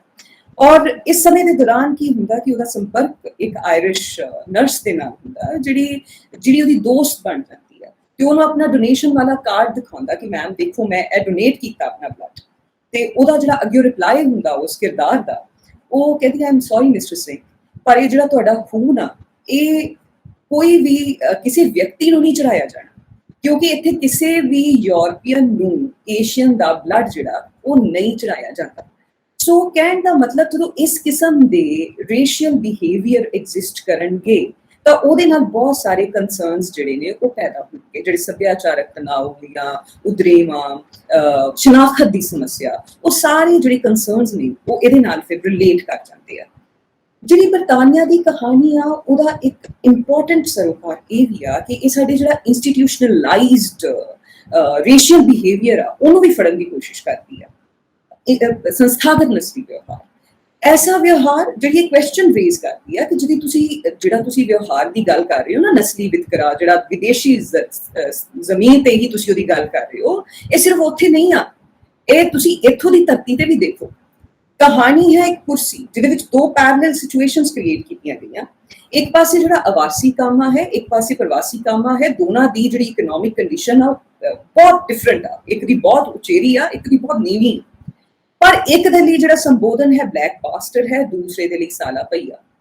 ਦੋਨੋਂ ਜਿਹੜੇ ਸੰਬੋਧਨ ਨੇ ਉਹਨਾਂ ਨੂੰ ਆਮੋ ਸਾਹਮਣੇ ਖਿਲਾਰ ਕਹਾਣੀ ਕੁਐਸਚਨ ਰੇਜ਼ ਕਰਦੀ ਆ ਔਰ ਸੋਚਣ ਦੇ ਲਈ ਮਜਬੂਰ ਕਰਦੀ ਆ ਕਿ ਜਿਹਨੂੰ ਤੁਸੀਂ ਬਹੁਤ ਬੜਾ ਰੌਲਾ ਪਾਉਂਦੇ ਹੋ ਜਿਹੜਾ ਕਿ ਨਸਲਵਾਦੀ ਵਿਵਹਾਰ ਦਾ, ਉਹ ਤਾਂ ਤੁਹਾਡੀ ਸਰਜ਼ਮੀਨ ਦੇ ਵਿੱਚ ਵੀ ਪਿਆ, ਉੱਥੇ ਤੁਸੀਂ ਕੀ ਕਹੋਗੇ। ਸੋ ਇਸ ਕਿਸਮ ਦੇ ਜਿਹੜੇ ਇੰਸਟੀਟਿਊਸ਼ਨਲ ਰੇਸ਼ੀਅਲ ਬਿਹੇਵੀਅਰ ਆ ਇਹ ਪ੍ਰਵਾਸੀ ਕਹਾਣੀ ਦਾ ਹਿੱਸਾ ਬਣਦੇ। ਇੱਕ ਹੋਰ ਇੰਪੋਰਟੈਂਟ ਸਰੋਕਾਰ ਜਿਹੜਾ ਕਿ ਇਸ ਕਹਾਣੀ ਸੰਗ੍ਰਹਿ ਦੇ ਕੰਟੈਕਸਟ ਦੇ ਵਿੱਚ ਵੇਖਣ ਨੂੰ ਮਿਲਦਾ, ਖਾਸ ਤੌਰ ਤੇ ਜਿਹੜੇ ਹਿਊਮਨ ਰਿਲੇਸ਼ਨਸ ਨੇ ਉਹਨਾਂ ਦੀ ਗ੍ਰਾਮਰ ਕਿਵੇਂ ਤਬਦੀਲ ਹੋ ਰਹੀ ਆ, ਕਿਵੇਂ ਉਹ ਆਪਣੇ ਮਾਇਨੇ ਬਿਲਕੁਲ ਬਦਲਦੇ ਜਾ ਰਹੇ ਆ। ਇੱਕ ਰਿਸ਼ਤੇ ਨੂੰ ਛੋਇਆ ਗਿਆ, ਰਿਸ਼ਤਾ ਜਿਹੜਾ ਕਿ ਮਨੁੱਖ ਆਪਣੀ ਜ਼ਿੰਦਗੀ ਦੇ ਵਿੱਚ ਖੁਦ ਬਣਾਉਂਦਾ, ਜਿਹੜਾ ਇਮੋਸ਼ਨਸ ਬੇਸਡ ਹੁੰਦਾ ਕਿਉਂਕਿ ਉਹ ਦੋ ਸੋਲਸ ਨੂੰ ਕਨੈਕਟ ਕਰਦਾ, ਯਾਨੀ ਸ਼ਾਦੀ ਦਾ ਰਿਸ਼ਤਾ। ਕਹਾਣੀ ਰੂਮਮੇਟ ਦੇ ਵਿੱਚ ਇਹ ਰਿਸ਼ਤਾ how soulmates converts into roommates ਉਹਨੂੰ ਛੂੰਦਾ ਕਿ ਕਿਵੇਂ ਉਹ ਰਿਸ਼ਤਾ ਜਿਹਨੂੰ ਅਸੀਂ soulmate ਮੰਨਦੇ ਹਾਂ, ਪਰ ਉਹ ਜਿਹੜੇ soulmates ਨੇ ਉਹਨਾਂ ਦਾ ਜਿਹੜਾ ਆਪਸੀ ਕਨੈਕਸ਼ਨ ਆ ਸਿਰਫ ਇੰਨਾ ਕੁ ਰਹਿ ਗਿਆ ਕਿ ਉਹ ਖਾਂਦੇ ਪੀਂਦੇ ਇਕੱਠੇ ਘਰੋਂ ਨਿਕਲਦੇ ਆ, ਵਾਪਸ ਆਉਂਦੇ ਆ, ਪਰ ਜਿਹੜਾ ਐਕਸਚੇਂਜ ਆ, ਜਿਹੜਾ ਇੱਕ ਇਸ ਰਿਸ਼ਤੇ ਦੀ ਖੁਰਾਕ ਆ, ਜਿਹੜੀ ਇਮੋਸ਼ਨਸ ਆ, ਜਿਹੜੀ ਸਾਂਝ ਹੋਣੀ ਚਾਹੀਦੀ ਆ, ਉਹ ਕਿਤੇ ਮਿਸਿੰਗ ਆ। ਸੋ ਇਹ ਇੱਕ ਜਿਹੜਾ ਖਤਰਨਾਕ ਅਲਾਮ ਆ ਕਿ ਜਿਹੜੇ ਰਿਸ਼ਤੇ ਨੇ ਉਹ ਉੱਥੇ ਕਿਸ ਤਰੀਕੇ ਦੇ ਨਾਲ ਸਰਵਾਈਵ ਕਰ ਰਹੇ ਨੇ। ਏਦਾਂ ਦੇ ਇਸ਼ੂਜ਼ ਵੀ ਜਿਹੜੇ ਇਸ ਕਹਾਣੀ ਤੇ ਇਹਨਾਂ ਕਹਾਣੀਆਂ ਦੇ ਵਿੱਚ ਜਿਹੜੇ ਆ ਉਹ ਛੋਏ ਗਏ ਨੇ। ਇੰਟਰਨੈਸ਼ਨਲ ਪੋਲਿਟਿਕਸ सोमालिया इस किस्म ਦੀਆਂ ਧਰਤੀਆਂ ਜਿਹੜੀਆਂ ਲੰਮੇ ਸਮੇਂ ਤੋਂ ਪੋਲੀਟੀਕਲ ਰੀਜ਼ਨਸ ਦੇ ਕਰਕੇ ਜਾਂ ਬਹੁਤ ਸਾਰੇ ਜਿਹੜੇ ਜ਼ਾਤੀ ਬੰਦੇ ਦੀਆਂ ਆਪਣੀਆਂ ਲਾਲਸਾਵਾਂ ਆਪਣੀਆਂ ਇੱਛਾਵਾਂ ਹੁੰਦੀਆਂ ਔਰ ਉਹਦੇ ਵਿੱਚ ਇੰਟਰਨੈਸ਼ਨਲ ਪੋਲਿਟਿਕਸ ਕੀ ਰੋਲ ਪਲੇ ਕਰਦੀ ਹੈ। ਸੋਸ਼ਲ ਸਰਵਿਸ ਦੇ ਨਾਮ ਤੇ ਬੰਦੇ ਦਾ ਕਿਵੇਂ ਜਿਹੜਾ ਘਾਣ ਕੀਤਾ ਜਾਂਦਾ, ਕਿਵੇਂ ਉਹਨੂੰ ਤਬਾਹ ਕੀਤਾ ਜਾਂਦਾ, ਉਹਦੀ ਖੂਬਸੂਰਤ ਮਿਸਾਲ ਤੁਹਾਨੂੰ ਟਿਕਾਣੂ ਮਰ ਗਿਆ ਇਹ ਕਹਾਣੀ ਦੇ ਵਿੱਚ ਜਿਹੜੀ ਆ ਉਹ ਵੇਖਣ ਨੂੰ ਮਿਲਦੀ ਆ।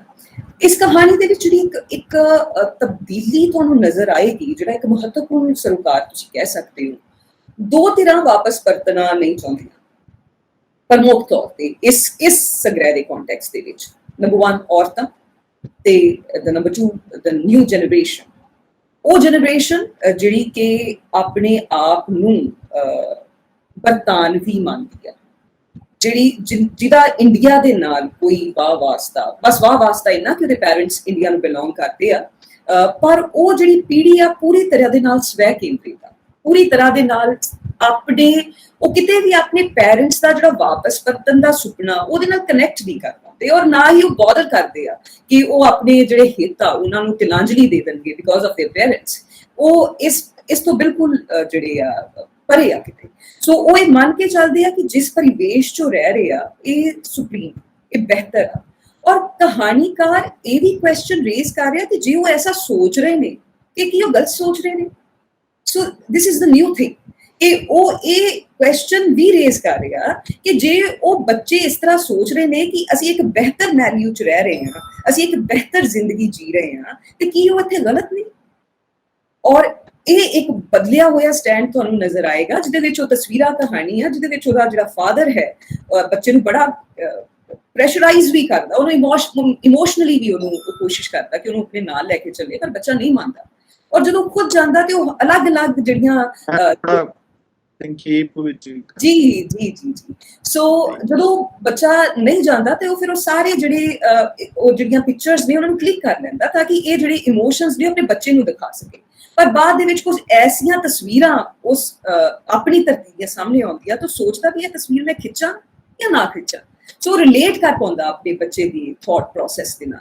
ਏਦਾਂ ਹੀ ਮੈਂ ਜਿਵੇਂ ਤੁਹਾਨੂੰ ਕਿਹਾ ਸੀ ਕਿ ਔਰਤ ਜਿਹੜੀ ਆ ਉਹ ਵਾਪਸ ਨਹੀਂ ਮੁੜਨਾ ਚਾਹੁੰਦੀ ਕਿਉਂਕਿ ਉਹ ਕੰਪੇਅਰ ਕਰਦੀ ਹੈ ਬੋਥ ਵੈਲਿਊਜ਼ ਨੂੰ, ਔਰ ਉਹ ਦੇਖਦੀ ਹੈ ਕਿ ਜਿਸ ਕਿਸਮ ਦਾ ਉਹਨੂੰ ਇੱਥੇ ਸਰਾਊਂਡਿੰਗਸ ਮਿਲ ਰਹੀਆਂ, ਇੱਥੇ ਜਿਹੜੀ ਖੋਲ ਮਿਲ ਰਹੀ ਆ, ਉਹਨੂੰ ਆਪਣੀ ਜ਼ਮੀਨ ਤੇ ਨਹੀਂ ਮਿਲਦੀ। ਸੋ ਕਿਤੇ ਨਾ ਕਿਤੇ ਉਹ ਵਾਪਸ ਪਰਤਣ ਦੇ ਹੱਕ ਦੇ ਵਿੱਚ ਨਹੀਂ ਹੈ। ਸੋ ਇਸ ਕਹਾਣੀ ਸੰਗ੍ਰਹਿ ਦੇ ਹਵਾਲੇ ਦੇ ਨਾਲ ਤੁਸੀਂ ਉਹ ਜਿਹੜੇ ਬਹੁਤ ਸਾਰੇ ਮੁਖਤਲਿਫ ਸਰੋਕਾਰ ਨੇ ਉਹਨਾਂ ਨੂੰ ਛੋ ਸਕਦੇ ਹੋ, ਉਹਨਾਂ ਨੂੰ ਸਮਝ ਸਕਦੇ ਹੋ, ਔਰ ਇੱਕ ਪੂਰਾ ਪੈਰਾਡਾਈਮ ਸਿੱਟ ਸਕਦੇ ਹੋ ਜਿਹੜੀ ਪ੍ਰਵਾਸੀ ਕਹਾਣੀ ਦਾ ਸਾਨੂੰ ਦੇਖਣ ਦੇ ਲਈ ਮਿਲਦਾ। ਸੋ ਇਹਨਾਂ ਸ਼ਬਦਾਂ ਦੇ ਨਾਲ ਹੀ ਮੈਂ ਆਪਣੇ ਲੈਕਚਰ ਨੂੰ ਸਮੇਟਣਾ ਚਾਹਾਂਗੀ। ਔਰ finally definitely I want to thank to professor Ravinder Singh ji ਜਿਨ੍ਹਾਂ ਨੇ ਮੈਨੂੰ ਇਹ ਸੱਦਾ ਦਿੱਤਾ, ਇਨਵਾਈਟ ਕੀਤਾ ਇਸ ਬੱਚੇ ਨੂੰ ਵਿਜ਼ਿਟ ਕਰਨ ਲਈ। ਬਹੁਤ ਬਹੁਤ ਸ਼ੁਕਰੀਆ।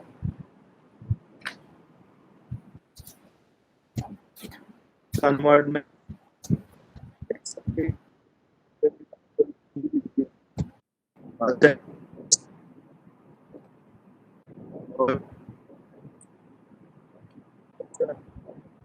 ਉਹਨੂੰ ਸੰਖੇਪ ਹੀ ਰੱਖੋਗੇ 10 8 ਤੋਂ 10।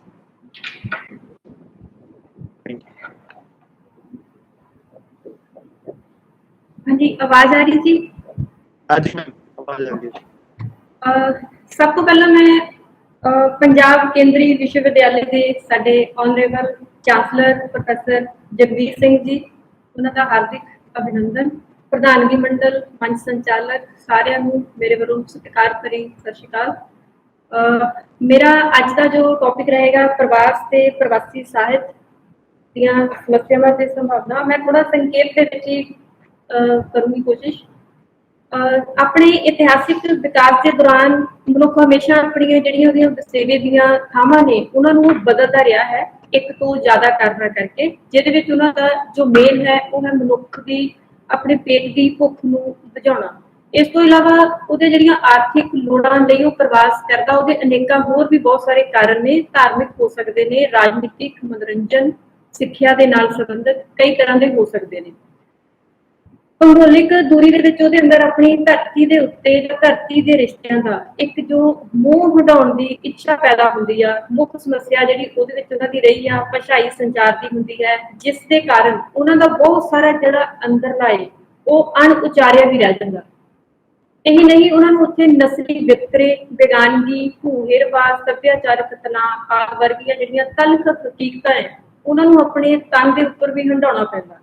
ਅਜਿਹੀ ਅਨੁਭਵ ਦੀ ਜਿਹੜੀ ਸੰਵੇਦਨਾ ਜਾਂ ਵੇਦਨਾ ਜਦੋਂ ਆਪਣੇ ਸ਼ਾਬਦਿਕ ਪ੍ਰਗਟਾ ਕਰਦੀ ਆ, ਜਦੋਂ ਕਿਸੇ ਸਾਹਿਤਿਕ ਪੈਰਾਡਾਈਮ ਦੇ ਵਿੱਚ ਬੰਨੀ ਜਾਂਦੀ ਆ, ਉਹ ਸਾਡਾ ਪ੍ਰਵਾਸੀ ਸਾਹਿਤ ਬਣਦਾ ਆ। ਥੋੜਾ ਹੈ ਕਿ ਪ੍ਰਵਾਸੀ ਸਾਹਿਤ ਉੱਤੇ ਗੱਲ ਕਰਨ ਤੋਂ ਪਹਿਲਾਂ ਜੇਕਰ ਅਸੀਂ ਇਹ ਵੇਖੀਏ ਕਿ ਪ੍ਰਵਾਸ ਕਿਉਂ, ਕਦੋਂ ਤੇ ਕਿੱਥੋਂ ਤੱਕ ਦਾ ਪ੍ਰਵਾਸ। ਵਾਸਤਵ ਦੇ ਵਿੱਚ ਪ੍ਰਵਾਸੀ ਸਾਡੇ ਕੋਲ 3 ਤਰ੍ਹਾਂ ਦੇ ਲੋਕ ਬਣੇ। ਪਹਿਲੇ ਉਹ ਜਿਹੜੇ ਮਜਬੂਰੀ ਲੈ ਗਏ, ਦੂਸਰੇ ਉਹ ਜਿਹੜੀ ਮਜਬੂਰੀ 'ਚ ਗਏ, ਤੀਸਰੇ ਉਹ ਜਿਹੜੇ ਮੌਜ ਮਸਤੀ 'ਚ ਗਏ। ਜਦੋਂ ਅਸੀਂ ਇਨਸਾਈਕਲੋਪੀਡੀਆ ਦੇ ਵਿੱਚ ਵੀ ਦੇਖਦੇ ਹਾਂ ਤਾਂ ਉਹਦੇ ਵਿੱਚ ਵੀ 3 ਤਰ੍ਹਾਂ ਦੇ ਸਾਡੇ ਕੋਲ ਦਰਜ ਕੀਤੇ ਹੋਏ ਨੇ ਇਹਨਾਂ ਦੇ, ਗੁਲਾਮ ਪ੍ਰਥਾ, ਬਸਤੀਵਾਦ ਦੌਰ ਦੀ ਠੇਕੇਦਾਰੀ ਪ੍ਰਥਾ ਤੇ ਜਾਂ ਫਿਰ ਵਿਕਸਿਤ ਪੂੰਜੀਵਾਦੀ ਦੌਰ ਦੇ ਨਿਯਮਿਤ ਜਾਂ ਅਨਿਯਮਿਤ ਹਵਾਲਿਆਂ ਦੇ ਨਾਲ ਉਹਨਾਂ ਨੂੰ ਦਰਜ ਕੀਤਾ ਗਿਆ ਹੈ। ਸਾਡੇ ਕੋਲ ਜਿਹੜੀਆਂ ਬਸਤੀਵਾਦੀ ਨੀਤੀਆਂ ਦੇ ਤਹਿਤ ਪੰਜਾਬੀਆਂ ਨੂੰ ਮਜ਼ਦੂਰ ਦੇ ਵਜੋਂ ਜਦੋਂ ਉੱਥੋਂ ਨਿਰਯਾਤ ਕਰਨ ਦਾ ਇੱਕ ਸਿਸਟਮ ਬਣਿਆ 1860 ਤੋਂ ਬਾਅਦ, ਪੰਜਾਬੀ ਬਸਤੀਵਾਦੀ ਮਜ਼ਦੂਰ ਪ੍ਰਵਾਸ ਦੇ ਘੇਰੇ ਦੇ ਵਿੱਚ ਆ ਗਏ। ਉੱਥੇ ਰੇਲਵੇ ਲਾਈਨ ਵਿਛਾਣੀਆਂ ਜਾਂ ਕਿਸੇ ਤਰ੍ਹਾਂ ਦਾ ਹੋਰ ਕੰਮ ਕਰਨਾ, ਤਾਂ ਸਪੈਸ਼ਲੀ ਭਾਰਤ ਤੋਂ ਉੱਥੇ ਮਜ਼ਦੂਰ ਮੰਗਵਾਏ ਜਾਂਦੇ ਸਨ। 1896 ਦੇ ਵਿੱਚ 1000 ਮਜ਼ਦੂਰਾਂ ਦਾ ਜਥਾ ਪੰਜਾਬ ਤੋਂ 3 ਸਾਲ ਲਈ ਠੇਕੇ ਦੀਆਂ ਸ਼ਰਤਾਂ ਤੇ ਬਾਹਰ ਭੇਜਿਆ ਗਿਆ। 1897 ਤੋਂ 1901 ਤੱਕ ਪੰਜਾਬ ਤੋਂ 32000 ਜਿਹੜੇ ਮਜ਼ਦੂਰ ਸੀ ਉਹ ਪੂਰਬੀ ਅਫਰੀਕਾ ਦੇ ਦੇਸ਼ਾਂ ਦੇ ਵਿੱਚ ਗਏ ਤੇ ਇਹ ਠੇਕਾ ਉਹਨਾਂ ਦਾ 5 ਸਾਲ ਦਾ ਸੀਗਾ। ਉਹਦੇ ਵਿੱਚੋਂ ਬਹੁਤ ਸਾਰੇ ਲੋਕ ਐਸੇ ਸੀ ਜਿਹੜੇ ਉੱਥੋਂ ਦੀਆਂ ਸਥਿਤੀਆਂ ਨੂੰ ਦੇਖਦੇ ਹੋਏ ਇੱਧਰ ਵਾਪਸ ਆ ਗਏ ਤੇ 21% ਉਹ ਲੋਕ ਸੀ ਜਿਨ੍ਹਾਂ ਨੇ ਉੱਥੇ ਹੀ ਰਹਿਣ ਦਾ ਫੈਸਲਾ ਕੀਤਾ। 1895 ਤੋਂ ਲੈ ਕੇ 1914 ਤੱਕ 3,20,000 ਭਾਰਤੀ ਜਿਹੜੇ ਸੀ ਉਹ ਪੂਰਬੀ ਅਫਰੀਕਾ ਦੇ ਵਿੱਚ ਸਨ। ਇਸ ਕਦਰ ਜਿਹੜੀ ਉਹਨਾਂ ਦੀ ਇੱਕ ਤਾਦਾਦ ਵੱਧਦੀ ਜਾ ਰਹੀ ਸੀ। 1940 ਤੱਕ ਭਾਰਤੀਆਂ ਦੇ ਦਾਖਲੇ ਦੇ ਉੱਪਰ ਉਧਰ ਪਾਬੰਦੀ ਲਗਾ ਦਿੱਤੀ ਗਈ। ਇਹ ਸਾਰੇ ਉਹ ਲੋਕ ਸਨ ਜਿਹੜੇ ਮਜ਼ਦੂਰੀ ਦੇ ਵਿੱਚੋਂ ਗਏ। ਦੂਸਰੇ ਉਹ ਸਨ ਜਿਹੜੇ ਮਜਬੂਰੀ ਦੇ ਵਿੱਚ ਜਿਨ੍ਹਾਂ ਨੇ ਪ੍ਰਵਾਸ ਕੀਤਾ। ਜਦੋਂ ਸਾਡੇ ਕੋਲ ਕਿਸਾਨੀ ਸੰਕਟ ਆਇਆ 1913 ਦੇ ਕਰੀਬ, ਸਾਡੇ ਕੋਲ ਜਿਹੜੀ ਇੱਕ ਗਦਰ ਲਹਿਰ ਪੈਦਾ ਹੋਈ, ਉਸ ਸਮੇਂ ਦੇ ਵਿੱਚ ਜਿਹੜੇ ਸਾਡੇ ਲੋਕ ਬਾਹਰ ਗਏ ਉਹ ਜ਼ਿਆਦਾਤਰ ਕਿਸਾਨੀ ਸੰਕਟ ਤੋਂ ਗ੍ਰਸਤ ਹੋ ਕੇ ਹੀ ਗਏ। ਪਹਿਲਾਂ ਉੱਥੇ ਉਹਨਾਂ ਨੇ ਪ੍ਰਵਾਸੀਆਂ ਨੇ ਜਿੱਥੇ ਗਦਰ ਕਾਵਿ ਰਾਹੀਂ ਆਜ਼ਾਦੀ ਦੀ ਸੰਵੇਦਨਾ ਪੈਦਾ ਕੀਤੀ, ਉੱਥੇ ਸੁੱਤੇ ਸਿੱਧੀ ਪ੍ਰਵਾਸ ਤੇ ਗੁਲਾਮੀ ਦੇ ਜਿਹੜੇ ਅੰਤਰ ਸੰਬੰਧਾਂ ਨੂੰ ਉਜਾਗਰ ਕੀਤਾ ਗਿਆ। ਪ੍ਰਵਾਸੀ ਪੰਜਾਬੀ ਗਦਰ ਲਹਿਰ ਦੀ ਜਿਹੜੀ ਕਵਿਤਾ ਸੀ ਉੱਥੇ ਇੱਕ ਅੰਤਰਬੋਧ ਪੈਦਾ ਕੀਤਾ। ਇਸ ਸਮੇਂ ਜਿਹੜੇ ਭਾਰਤੀ ਪੰਜਾਬੀ ਮਿਲਟਰੀ 'ਚ ਸਨ, ਸਿਪਾਹੀ ਸਨ, ਉਹ ਲੋਕ ਉਹਨਾਂ ਦੇ ਨਾਲ ਮਜਬੂਰੀ 'ਚ ਬਾਹਰ ਗਏ। ਉਹਨਾਂ ਨੂੰ ਕਈ ਤਰ੍ਹਾਂ ਦੀਆਂ ਉੱਥੇ ਸਮੱਸਿਆਵਾਂ ਦਾ ਸਾਹਮਣਾ ਕਰਨਾ ਪਿਆ। ਦੇਸ਼ ਗੁਲਾਮ ਸੀ, ਗੁਲਾਮੀ ਦੇ ਵਿੱਚੋਂ ਗਏ ਸੀ, ਉਹਨਾਂ ਨੂੰ ਇੱਕ ਗੁਲਾਮੀ ਦੇ ਨਜ਼ਰੀਏ ਦੇ ਨਾਲ ਦੇਖਿਆ ਜਾਂਦਾ ਸੀ ਤੇ ਉਹਨਾਂ ਦੇ ਨਾਲ ਗੁਲਾਮਾਂ ਵਾਲਾ ਵਿਵਹਾਰ ਕੀਤਾ ਜਾਂਦਾ ਸੀ।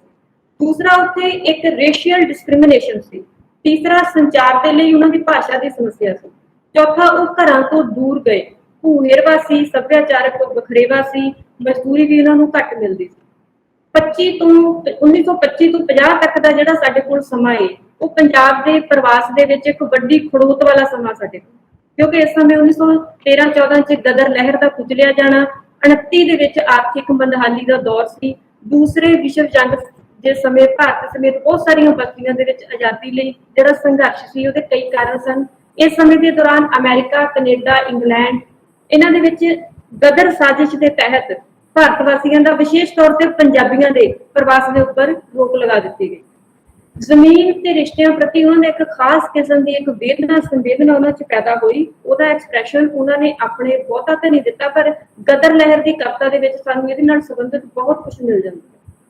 ਫਸਟ ਵਰਲਡ ਵਾਰ ਦੇ ਸਮੇਂ ਜਦੋਂ ਸਾਡੇ ਕੋਲ ਕਾਫੀ ਲੋਕਾਂ ਨੂੰ ਇਹਨਾਂ ਸਮੱਸਿਆਵਾਂ ਦਾ ਸਾਹਮਣਾ ਕਰਨਾ ਪਿਆ, ਧਰਤੀ ਤੋਂ ਟੁੱਟਣ ਦੀ ਪੀੜਾ, ਉਹਨਾਂ ਦੀਆਂ ਸਮੱਸਿਆਵਾਂ, ਇੱਕ ਦੋ ਕਲਚਰ ਦੇ ਵਿੱਚ ਜਿਉ ਰਹੇ ਸਨ, ਇੱਕ ਤੋਂ ਉਹ ਦੂਰ ਚਲੇ ਗਏ, ਦੂਸਰੇ ਨੂੰ ਉਹ ਆਪਣੇ ਤਨ ਤੇ ਹੰਢਾ ਰਹੇ ਸਨ ਤੇ ਜਿਹੜੇ ਉਹ ਹੰਢਾ ਰਹੇ ਸਨ ਉਹਨਾਂ ਦੇ ਵਿੱਚ ਇੱਕ ਖਾਸ ਕਿਸਮ ਦਾ ਗੈਪ ਪੈਦਾ ਹੋਇਆ ਜਿਨ੍ਹਾਂ ਨੇ ਉਹਨਾਂ ਨੂੰ ਤਣਾਅਗ੍ਰਸਤ ਕੀਤਾ। ਇਸ ਸਮੇਂ ਜਿਹੜਾ ਉਹਨਾਂ ਦੇ ਅੰਦਰ ਤਣਾਅ ਪੈਦਾ ਹੋਇਆ ਉਸ ਸਮੇਂ ਦੀ ਹੋਂਦ-ਵਿਧੀ ਦਾ ਆਧਾਰ ਬਣਿਆ ਤੇ ਉਹਨਾਂ ਨੇ ਆਵਾਜ਼ ਦਿੱਤੀ ਇੱਕ ਨਾਟਕ ਦੇ ਰੂਪ ਦੇ ਵਿੱਚ, ਨਾਵਲ ਦੇ ਰੂਪ ਦੇ ਵਿੱਚ, ਕਹਾਣੀ ਦੇ ਰੂਪ ਦੇ ਵਿੱਚ, ਕਵਿਤਾ ਦੇ ਰੂਪ ਦੇ ਵਿੱਚ।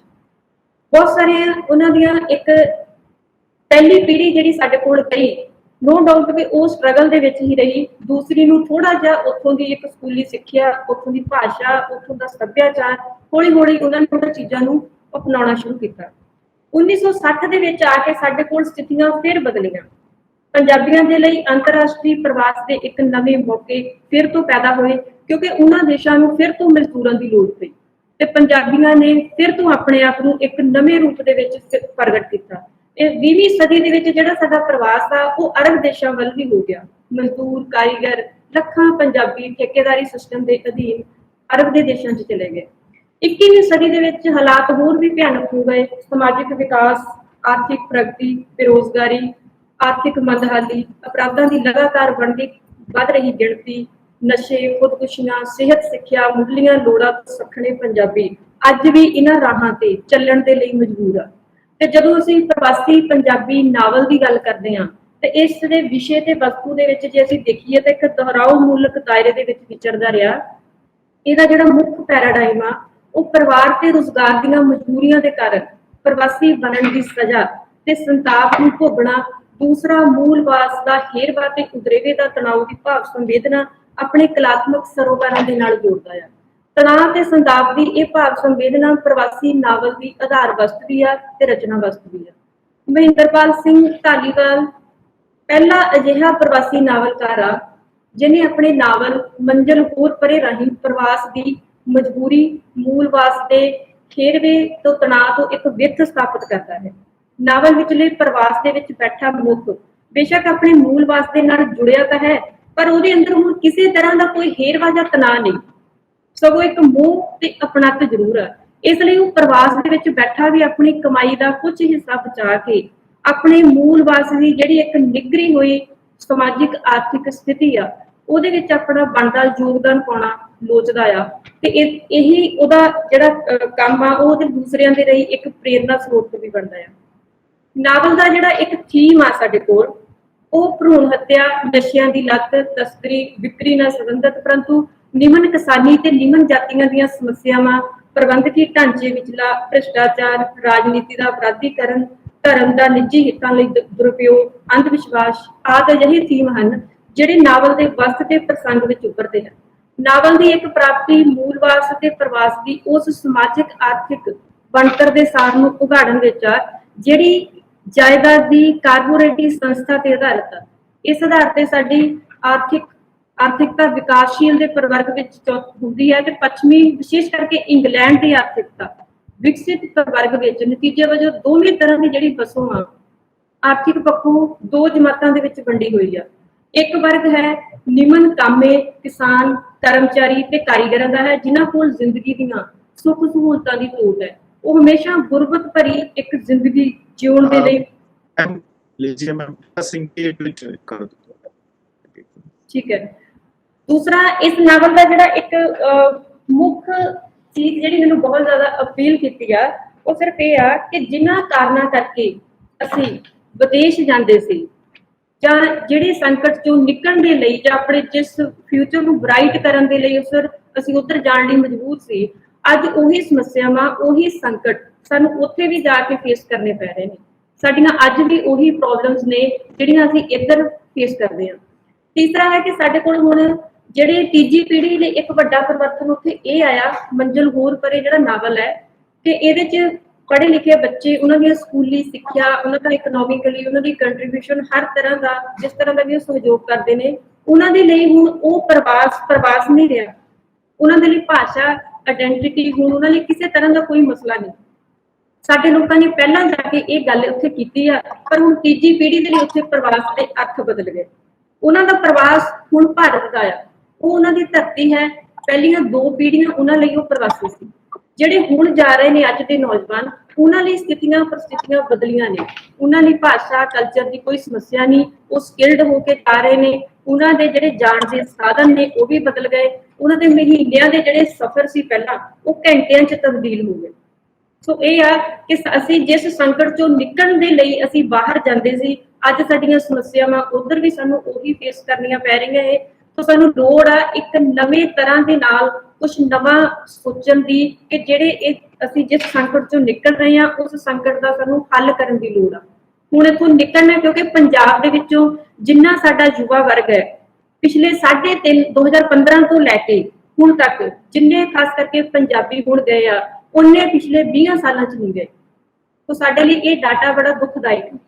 धन्यवाद जी। और नेक्स्ट क्वेश्चन और मुनादा जो कि अध्यापन कॉलेज ਵਿੱਚ ਪੰਜਾਬੀ ਵਿਭਾਗ ਦੇ ਅਧਿਆਪਕ ਨੇ ਮੈਂ ਉਹਨਾਂ ਨੂੰ ਬੇਨਤੀ ਕਰਾਂਗਾ ਕਿ ਆਪਣਾ ਪੇਪਰ ਜਿਹੜਾ ਪ੍ਰੈਜ਼ੈਂਟ ਕਰਨ 10 ਮਿੰਟ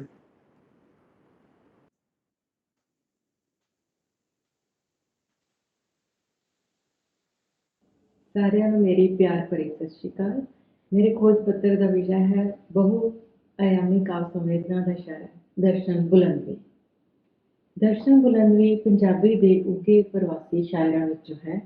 ਉਸਨੇ ਵਿਸ਼ੇਸ਼ ਤੌਰ ਤੇ ਬਰਤਾਨਵੀ ਪੰਜਾਬੀ ਕਵਿਤਾ ਵਿੱਚ ਆਪਣਾ ਨਵੇਕਲਾ ਸਥਾਨ ਬਣਾਇਆ ਹੈ। ਦਰਸ਼ਨ ਬੁਲੰਦਵੀ ਦੀ ਕਾਵਿ ਸੰਵੇਦਨਾ ਨਾਲ ਸਾਂਝ ਪਾਉਣ ਤੋਂ ਪਹਿਲਾਂ ਪ੍ਰਵਾਸੀ ਪੰਜਾਬੀ ਸ਼ਾਇਰੀ ਦੀ ਅਜੋਕੀ ਸਥਿਤੀ ਬਾਰੇ ਗੱਲ ਕਰਨੀ ਬਣਦੀ ਹੈ।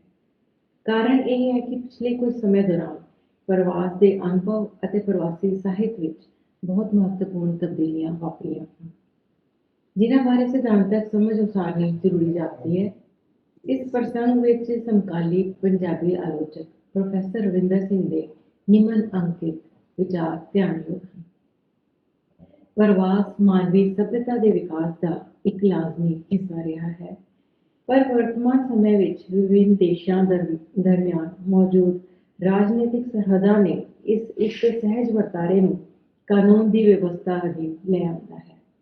ਇਸ ਦੇ ਨਤੀਜੇ ਵਜੋਂ ਹੀ ਪ੍ਰਵਾਸ, ਪ੍ਰਵਾਸੀ, ਆਵਾਸ ਅਤੇ ਆਵਾਸੀ, ਮੂਲਵਾਸ ਤੇ ਮੂਲਵਾਸੀ ਵਰਗੇ ਸਮਾਜਿਕ ਸੰਕਲਪ ਹੁਣ ਸਿਧਾਂਤਕ ਰੂਪ ਅਖਤਿਆਰ ਕਰ ਗਏ ਹਨ। ਹੁਣ ਪ੍ਰਵਾਸ ਸਿਰਫ ਇੱਕ ਥਾਂ ਤੋਂ ਦੂਜੀ ਥਾਂ ਤੇ ਜਾਣ ਦੇ ਅਮਲ ਨੂੰ ਨਹੀਂ ਬਿਆਨ ਸਕਦਾ, ਸਗੋਂ ਇਸ ਨਾਲ ਕੁਝ ਸਿਧਾਂਤਕ ਨੇਮ ਅਤੇ ਰੱਦੋ ਅਮਲ ਜੁੜ ਗਏ ਹਨ। ਅੱਜ ਦਾ ਪੰਜਾਬੀ ਸ਼ਾਇਰ ਉਹਨਾਂ ਮਸਲਿਆਂ ਨੂੰ ਲੈ ਕੇ ਆਪਣੀ ਸ਼ਾਇਰੀ ਨਹੀਂ ਕਰਦਾ ਜੋ ਪਹਿਲੀ ਪੀੜ੍ਹੀ ਜਾਂ ਉਸ ਤੋਂ ਬਾਅਦ ਦੀਆਂ ਪੀੜ੍ਹੀਆਂ ਦੇ ਸ਼ਾਇਰ ਕਰਦੇ ਸਨ। ਇਸ ਦਾ ਮੂਲ ਕਾਰਨ ਇਹ ਹੈ ਕਿ ਪੰਜਾਬੀ ਦਾ ਭਾਈਚਾਰਾ ਦੁਨੀਆ ਦੇ ਤਕਰੀਬਨ 150 ਦੇਸ਼ਾਂ ਵਿੱਚ ਵੱਸਦਾ ਹੈ, ਜਿੱਥੇ ਉਹਨਾਂ ਆਪਣੀ ਨਵੇਕਲੀ ਗਲੋਬਲ ਪਛਾਣ ਵੀ ਸਥਾਪਿਤ ਕਰ ਲਈ ਹੈ। ਉਸ ਦੀ ਸਥਿਤੀ ਹੁਣ ਉਸੇ ਤਰ੍ਹਾਂ ਦੇ ਮੁੱਢਲੇ ਪ੍ਰਵਾਸੀ ਸ਼ਾਇਰ ਵਰਗੀ ਨਹੀਂ ਰਹੀ ਜੋ ਉੱਪਰੇ ਸਮਾਜ ਵਿੱਚ ਰੋਜ਼ੀ ਰੋਟੀ ਲਈ ਸੰਘਰਸ਼ ਕਰਦਾ ਸੀ ਅਤੇ ਸੱਭਿਆਚਾਰਕ ਤਣਾਅ ਦੀ ਸਥਿਤੀ ਵਿੱਚੋਂ ਲੰਘਦਾ ਸੀ। ਇਹ ਪ੍ਰਵਾਸੀ ਭਾਈਚਾਰਾ ਕਈ ਪੀੜ੍ਹੀਆਂ ਦੇ ਸੰਘਰਸ਼ ਤੋਂ ਬਾਅਦ ਹੁਣ ਆਪਣੇ ਆਪ ਨੂੰ ਪ੍ਰਵਾਸੀ ਨਹੀਂ, ਸਗੋਂ ਸਥਾਨਕ ਸੱਭਿਆਚਾਰ ਦਾ ਅਨਿੱਖੜ ਅੰਗ ਮੰਨਦਾ ਹੈ। ਪ੍ਰਵਾਸੀ ਭਾਈਚਾਰੇ ਦੀ ਇਸ ਨਵੀਂ ਸਥਿਤੀ ਨੂੰ ਅਸੀਂ ਹੁਣ ਆਵਾਜ਼ ਦੀ ਸਥਿਤੀ ਆਖ ਸਕਦੇ ਹਾਂ, ਜੋ ਆਵਾਜ਼ ਤੇ ਪ੍ਰਵਾਸ ਦੇ ਦਵੰਦ ਦੀ ਸੂਚਕ ਹੈ। ਸਮਕਾਲੀ ਪ੍ਰਵਾਸੀ ਸ਼ਾਇਰੀ ਨੂੰ ਆਵਾਜ਼ ਤੇ ਪ੍ਰਵਾਸ ਦੇ ਇਸੇ ਕਿਸਮ ਦੇ ਦਵੰਦਾਤਮਕ ਸਥਿਤੀ ਵਿੱਚੋਂ ਰੱਖ ਕੇ ਵਾਚਣ ਦੀ ਲੋੜ ਹੈ।